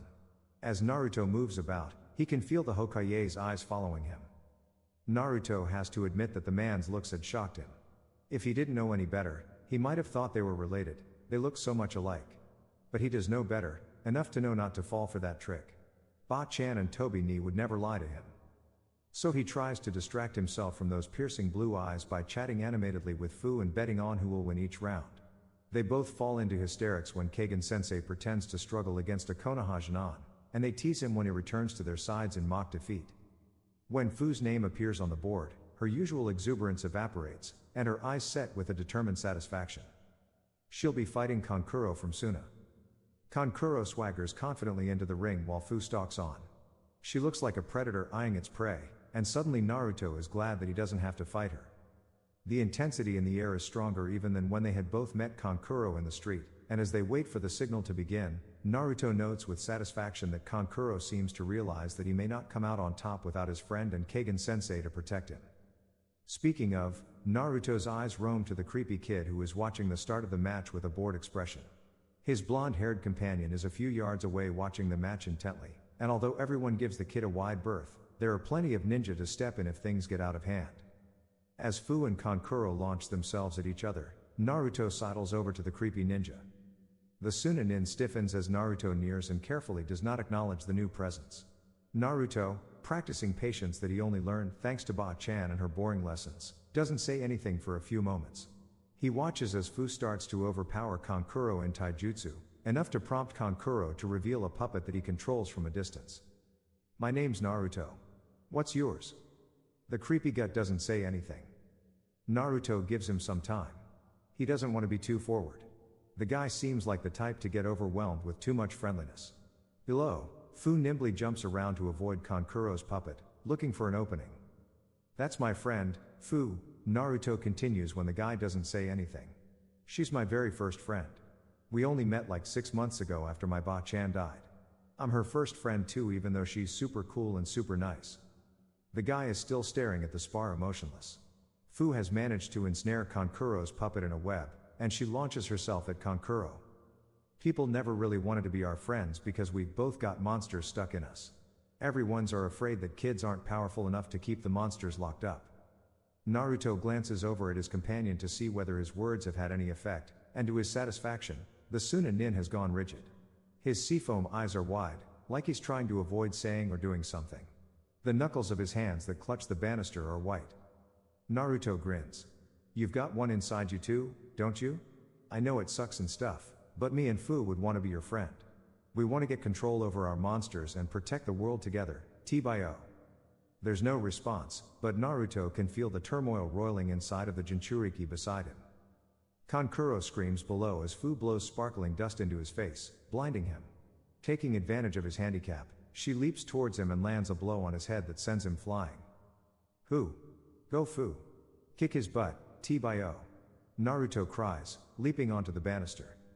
She does, and when she finishes, she sends Naruto a triumphant peace sign and a wink. Naruto cheers. As Fu and Kankuro leave the ring, the board above flashes 2 new names, Gaara vs Emi. Across the ring, A team starts cheering on Emi, who looks like she's about to be sick. The guy beside Naruto gathers sand to float down into the rink. As he does, Naruto says, "Good luck, Gaara. My name's Naruto, don't forget it." Minato longs to touch the ground and sense the chakras of those in the building. He's interested for political reasons. How unstable is the Ichibi seal? Is the Taki Jinchuriki drawing on her Baiju's chakra when she casts her jutsu, or are her abilities just very bug-like? But he's mostly interested in sensing Kyoryu Naruto's chakra. He needs to know what it feels like. The kid is pulling him like a flame pulls a moth. Whether it is curiosity or a real, physical connection to Naruto, he's not sure. But whatever it is, he finds himself helpless to fight against it. He watches with fascination as the boy jokes around with his teammates and then with utter disbelief as Naruto has what looks like a one-sided yet calm conversation with Gaara. He finally gets an excuse to give his full attention to the kid when the next matchup appears on the board. Naruto vs. Rock Lee. The Genin who participated in this year's exams were exceptionally talented. Far too many emerged successful from the forest of death. Personally, Minato thinks this is something to be celebrated, and he would want to showcase all of the talent in the final round. But he is aware of the political limitations that force him away from that choice. As a younger Hokage, he might have fought against them, but he has learned to accept them. He'll consider the Konoha Genin who don't win the preliminaries for promotion if they show they are ready, and he'll recommend the other Kage to do the same. So far, there have been several intriguing matchups. Most of them went as anticipated. Hyuga Neji beat Inuzuka Kiba. The Kaze Kage's daughter beat Akamiki Choji. Ten beat Akaki Sound Ninja. But there were also some surprises. Haruno Sakura beat a Sound Ninja as well, and Hyuga Hinata won against an older Konoha Genin. Kyoryu Naruto and Rock Lee enter the fighting ring. "You're going down," Naruto shouts. It's clear he's so excited that he can hardly contain his emotions. The kid is bouncing with pent-up energy. His eyes are not mean, but they do shine with determination. "You burn with such youthful fire." Lee responds. "I look forward to fighting you." "Go, Naruto." Kaki's Jinchuriki shouts from the sidelines. "We're becoming Chunin together, so don't you lose." Naruto completely turns his back on Lee to give his teammate a thumbs up and a grin. "Got it, Fu." Hayate starts the match. Lee takes advantage of Naruto's turned back and darts towards him, but before he can reach him, Naruto forms a hand sign, Kage Bunshin no Jutsu. 10 Narutos appear behind the boy, and they fan out in every direction. Lee throws a kick toward the original Naruto, who disappears in a puff of smoke. Fu whoops with glee, and the Konoha spectators seem to hold their breath. But Minato has already lost track of the match. His mind is whirling. The Kage Bunshin is a B-rank forbidden jutsu, developed by the second Hokage and hidden on scrolls in his own personal archive. How on earth does this boy know it? Unless Kushina taught him, a small voice reminds him.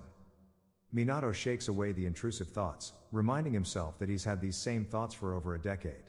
Nothing has changed with the arrival of this boy bearing Kushina's face and the name Minato chose. Yet everything has changed. He hasn't had a single lead on Kushina for over 13 years. He had spent the first decade relentlessly searching for any clue that might explain where she went. He even managed to convince himself that he didn't need her to want to be in a relationship with him. He just needed to know where she went and why. He needed closure. After the first decade, he at least stopped outwardly searching for her, if only to satisfy the people who loved him and prove that he can move on. But after 3 years of quietly looking for clues, more evidence than he's ever found just shows up in Konoha. An explosion brings him back to the match. As the smoke clears, he sees Rock Lee covered in ash from an exploding tag. He's lying on the ground breathing heavily. Naruto is standing back to see what he does. Minato is proud to see that the boy is not willing to take advantage of an opponent in a fair fight. Kushina taught him well, that voice murmurs despite his best efforts. "Lee!" Guy shouts from the sidelines. "Take them off." "But Guy-sensei, you told me only to do that to protect a very large group of very important people." "It's quite all right, Lee." The entire stadium, including Naruto, watches with bated breath as Lee bends down and removes the weights that encircle his legs. Minato can hear some snickering from the watching Genin who are doubtful that such a small act will make a difference. Lee proves them all wrong when the weights carve craters in the ground upon impact. Then he disappears. Minato knew the boy was much faster and stronger than he let on, but this is quite unexpected. Even Minato, the fastest man in the world, can hardly follow Lee's movements. Instead of trying, he watches Naruto to see how the boy reacts. Naruto just makes more clones, each one making several more to the point that the entire area is filled with copies of the boy. The original is lost. Lee blasts through the sea of Narutos, effectively destroying hundreds of them. But with each clone that's destroyed, Naruto makes 10 more. Minato is extremely impressed. Naruto must have immense chakra reserves to be able to use that technique to such an extent. Go Naruto! The Taki Jinchuriki cries. Suddenly the chaos stops, and the Naruto clones erupt in delighted laughter. Gotcha! They cry. They all dissipate at once, giving the impression that the arena is exploding. A single Naruto is left just inches away from Lee, who is struggling to get close enough to punch the boy. Kyoryu, Naruto wins. Hayate announces. As the smoke clears, Minato sees that Naruto has painted a seal onto the ground that's trapped Lee.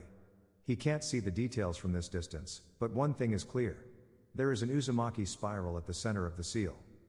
When Minato arrives home, to his surprise, Kakashi is lying on the couch reading one of Jiraiya's god-awful books. What are you doing home so early?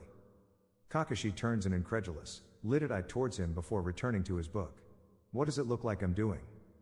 Minato, far too used to Kakashi's attitude, deadpans before saying in his most professional voice, "Why are you home?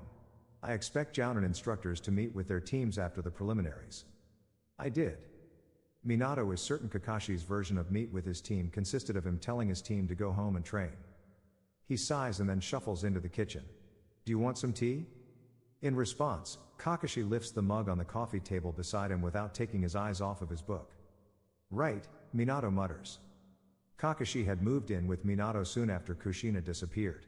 He had already had a room here and had frequently stayed the night, but once Minato was alone, his stay became permanent. Minato is certain that the move was a ploy from his friends who were worried about him. With Kakashi at his apartment, he wouldn't be alone, and Kakashi could give them reports on his mental state. When Kakashi had first arrived, Minato had been frustrated. It was when he was still an absolute mess. Really, he's still an absolute mess though, and he was living in the Hokage office, too afraid to come home to an empty apartment. He genuinely yelped when he'd flashed home for an inevitable shower to find someone stirring a pot of okayu on the stove. Without thinking, he crushed the person with a hug, tears running down his face, muttering, "I missed you so much." The person had pushed him away, pleading, "Please don't kiss me," before Minato realized that it wasn't Kushina but Kakashi. He then sheepishly scurried away to the shower and had been grateful that the pouring water concealed his tears even from himself. When he had emerged and returned to the kitchen to grab food, Kakashi had announced, "I'm living here now," and he'd placed a bowl of okayu on the table with a threatening glare. Initially, Kakashi acted like Minato's parent. He cooked and gave him curfews that, if not followed, resulted in a tongue lashing. He cleaned the house and subtly hid anything that was distinctly Kushina's. The actions were annoying and overbearing, but slowly, they brought Minato home. Minato still spent most of his time in his office, but when Kakashi wasn't on missions, he'd regularly return home for meals. He became grateful for Kakashi's presence when he started sleeping at home again. He'd sleep on the couch, unable to bear returning to the bed that he and Kushina had shared. And every morning, he woke up with the weight of Pakun on his chest and Kakashi asleep on the floor beside him. Eventually, after months of pestering him to sleep in his bed again, Kakashi convinced him to turn the third bedroom in the apartment, the tiny one that would have been a nursery if he and Kushina had ever had kids, into his new room. The room was just big enough for a bed and a nightstand, but Minato was happier there. And so, he once again had a home and could go to work without being sheepishly embarrassed for sleeping at his desk again. His gratefulness for Kakashi is the only thing that lets Minato put up with the brat's attitude all these years later. As he fills the tea kettle, Minato's mind is still racing from the day. No matter how much he tries to focus on the present, on his ever-mounting duties, or on how goddamned annoying Kakashi's reading habit is, his mind just keeps returning to that seal on the floor. It's proof enough that he's found his first lead on Kushina in 13 years. 2 people in the world could have taught Naruto that seal, and Minato's one of them. The other is the woman he's been searching for the past 13 years.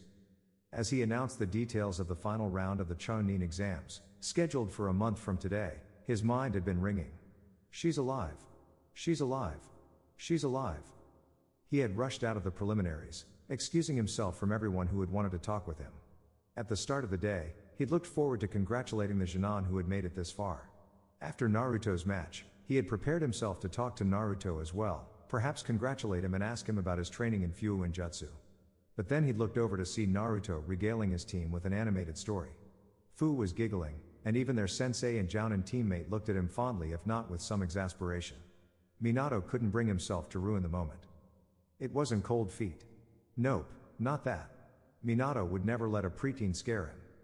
So instead, he hurried home, plotting how he would approach Naruto and hoping that Kakashi would be home so that Minato could tell him about his discovery.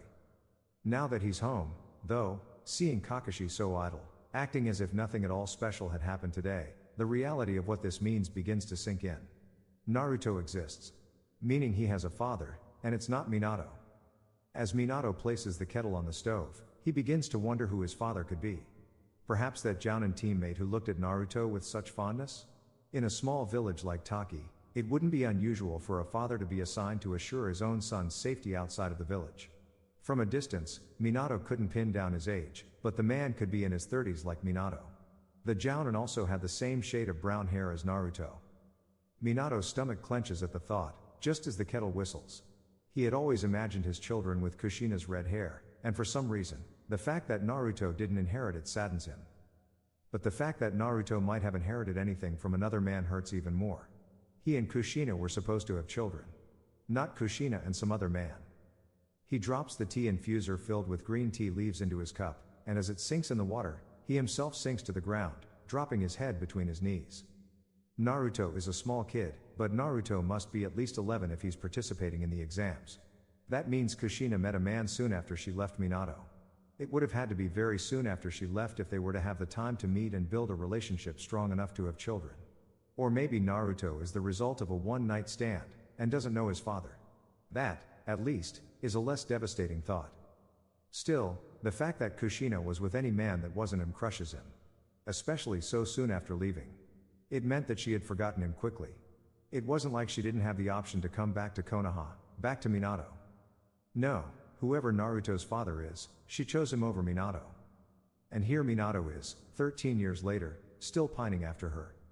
Any joy that he'd had at finding proof that she had lived after she disappeared is now eclipsed by the hurt that she chose not to come back to Minato. Knowing that he wasn't good enough for her but not knowing why is unexpectedly harder than anything else. Sensei? He hadn't realized that he began crying, but now he feels the cool air on his wet cheeks as he looks up at Kakashi standing in the doorway of the kitchen. The small part of his brain that still has some ability to think critically, recoils in shame, but his body can't seem to follow through. Oh, Sensei. Kakashi drops to his knees beside Minato, wrapping lean arms around him, and pulling his head against his chest. Minato lets him. They stay like that, their roles reversed. The teacher crying, the student comforting. The tea steeping on the counter. It's not until Minato is able to swallow his tears that Kakashi says anything. Is it Naruto? Minato balks, but it comes out as a laugh. How did you know? He's got Kushina written all over him. From the boisterous confidence to the monstrous chakra reserves, he's an Uzumaki through and through. And he looks like her too. Minato feels like a child, and the crust of tears on his cheeks doesn't help the illusion. He does, Kakashi confirms. Minato simply sighs. Then there's no doubt he's an Uzumaki. Sensei, I realize it's probably hard to come to terms with this new information. But it might help you to meet with Naruto and talk to him. We chatted a few times during the exams and, Kakashi's breath hitches, and Minato is reminded that Kakashi had loved Kushina too. They both have lost so many people that they love. Kakashi quickly composes himself and continues. And it was like I was talking to Kushina. It might be good for you to have that. Maybe he can offer some sort of closure. Closure. It's the last thing Minato wants. He wants Kushina back. Even after all these years, he still loves her more than anything else. No, he's not willing to accept closure from Naruto. Not yet, at least. But he will accept information. Minato composes himself as he plots how he will approach the boy. He manages to stand and grab his tea on the counter.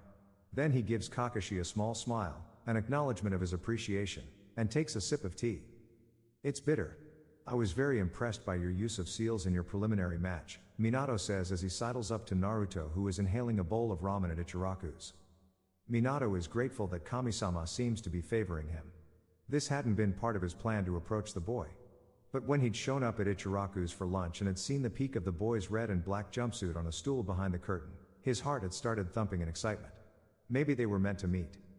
The kid looks at him sideways as he's slurping his broth, and his eyes widen with surprise.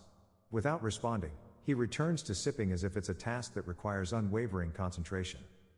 Confused, Minato turns his attention to Tucci. He orders a miso ramen and tries to act like he's waiting patiently for his meal.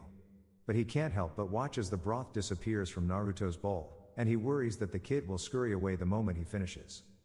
He feels pulled to Naruto, like he just wants to get closer and closer until he's wrapped the boy in his arms. Yes, he's aware that's weird, but he can't help it. Naruto has monstrous chakra reserves, even bigger than Kushina's had been. But his chakra is warm, like the sun on the first warm day of spring or a crackling fire in the dead of winter, and familiar. It's how Kushina's chakra felt. "What's your name?" He tries again. The boy seems to contemplate the question extensively. He face scrunches up adorably, and Minato wonders how difficult the question is that he just asked. While he waits for an answer, he can't help but search the kid's face for any sign of Kushina. This is the first time he's been so close, and now it seems so obvious. He sees her in Naruto's jawline and cheekbones. She's there in the shape of his eyes and the curve of his nose. Finally, the kid says, "You already know my name, right? You were at the preliminaries." For a moment, Minato can't bring himself to respond. He is shocked. But then he chuckles, and his chuckles turn into laughs until he can't control himself. All the while, Naruto waits, looking uncomfortable. "I'm sorry, you're right," Minato finally says. "Naruto, right?" Naruto nods slowly without taking his big eyes from Minato's face. He looks like he wants to say something, but he's holding it in. "It's a nice name," Minato continues as Tucci sets his bowl in front of him. He breaks his chopsticks and stirs the ramen twice before taking a bite. "Do you know why you were named Naruto?" Naruto shakes his head, just as hesitantly. "I always thought if I were ever to have a son, I would name him Naruto. It's the name of the hero in my favorite book." Minato takes another bite of ramen while he waits with bated breath to hear whether the boy responds. As much as he wants to keep talking, he forces himself to focus on his food. The poor kid looked terrified to be talking with him, and he doesn't want to scare him away more. When an answer doesn't come, he turns around to see an empty chair beside him. He sighs. Poor kid was too starstruck, Tucci says as he grabs the empty bowl and the coins that Naruto had left on the counter. More like terrified. You can't blame him. He's from a small village. You're a legend. Or a monster. Minato throws his head onto the table, sighing again. I just wanted to get to know him. It's not too late. He's here every day, sometimes for both lunch and dinner. Keep stopping by, and you might get through to him. Thank you, Tucci, Minato says with a tired but genuine smile. For what it's worth, Minato, it was very nice to hear you laughing again. Naruto dashes through the streets of Konoha trying to calm his racing heart. The Hokage was talking to him. No, he wasn't just talking to him, he was interrogating him, just like Toby Knee and Sharkface had warned him. He even mentioned that he wanted a son named Naruto. It was a genius act of manipulation, and Naruto is proud he didn't fall for it. But he wonders if maybe he should give up on the exams before the Hokage has another chance to try to kidnap him. Fu. Phew. He shouts as he approaches the training field that the Taki team has reserved for the month to see her practicing her taijutsu against a dummy. Hey Naruto. Wanna spar? Fu, I gotta go home. What? Fu takes on a defensive stance. There is a crazed, desperate look in her eyes. You can't do that. We've gotten so far. But Fu, the Hokage was trying to talk to me today. I'm worried he's finally making his move. The Hokage isn't going to try to steal you. How many times do I have to tell you? But Toby Knee. I don't care what this Toby Knee said. He sounds crazy, and I'm not gonna drop out of the exams just because you're scared of the Hokage. Stealing a Jinan from another village would be an international disaster, especially during the Chunin exams. If anything, he'll come find you after we get home. Naruto's gulps at the thought of the Hokage showing up at his apartment window. There's a big windowsill, so the Hokage could comfortably sit there all night and watch him sleep. Do you really think he'll do that? No, but I think it's more likely than him kidnapping you now. Plus don't you go thinking you're all special and stuff. You and I are in equal danger. Has he tried interrogating you? Naruto counters, sticking his tongue out at her. Fu's right, Yuru says, approaching them from across the field where she and Kagen-sensei were watching Fu spar. I can promise you, Naruto, that whatever this Toby Knee told you, it's not true. Shibuki wouldn't have sent you here if you were in any danger. If the Hokage captures you during the Chunin exams, it will start a war. He's a smart man who recognizes that isn't possible for Konoha right now. Just focus on the exams. So he's playing the long game then. I'll just have to get way stronger so that when he shows up at my apartment, I can fight him off. Fu rolls her eyes, but she doesn't protest. Good, now that you're not running away, come spar with me. No, you too, Kagen-sensei says. If you haven't seen, I brought you a snack, and we'll be enjoying it together. Fu and Naruto groan, but half-heartedly. Naruto is always excited to eat, and he always gets super happy when someone is so nice that they want to share their food with them. He always had to work for his food when he lived with Akariba-chan. And Tobi-ni never ate. Probably because he forgot to put a mooth hole in his mask. Besides Fu, Kagen-sensei is the first person to ever buy him stuff without asking for anything in return, and Naruto wants him to know that he's super appreciative. That way he'll definitely protect Naruto if the Hokage does come to kidnap him. As they eat, the fear from his encounter with the Hokage slips away. His team is right. The Hokage wouldn't dare capture him here. If anything, he'll just try to get information, and there's no way Naruto will give him that. Thanks for watching. Comment part 2 so I will make part 2 for you guys.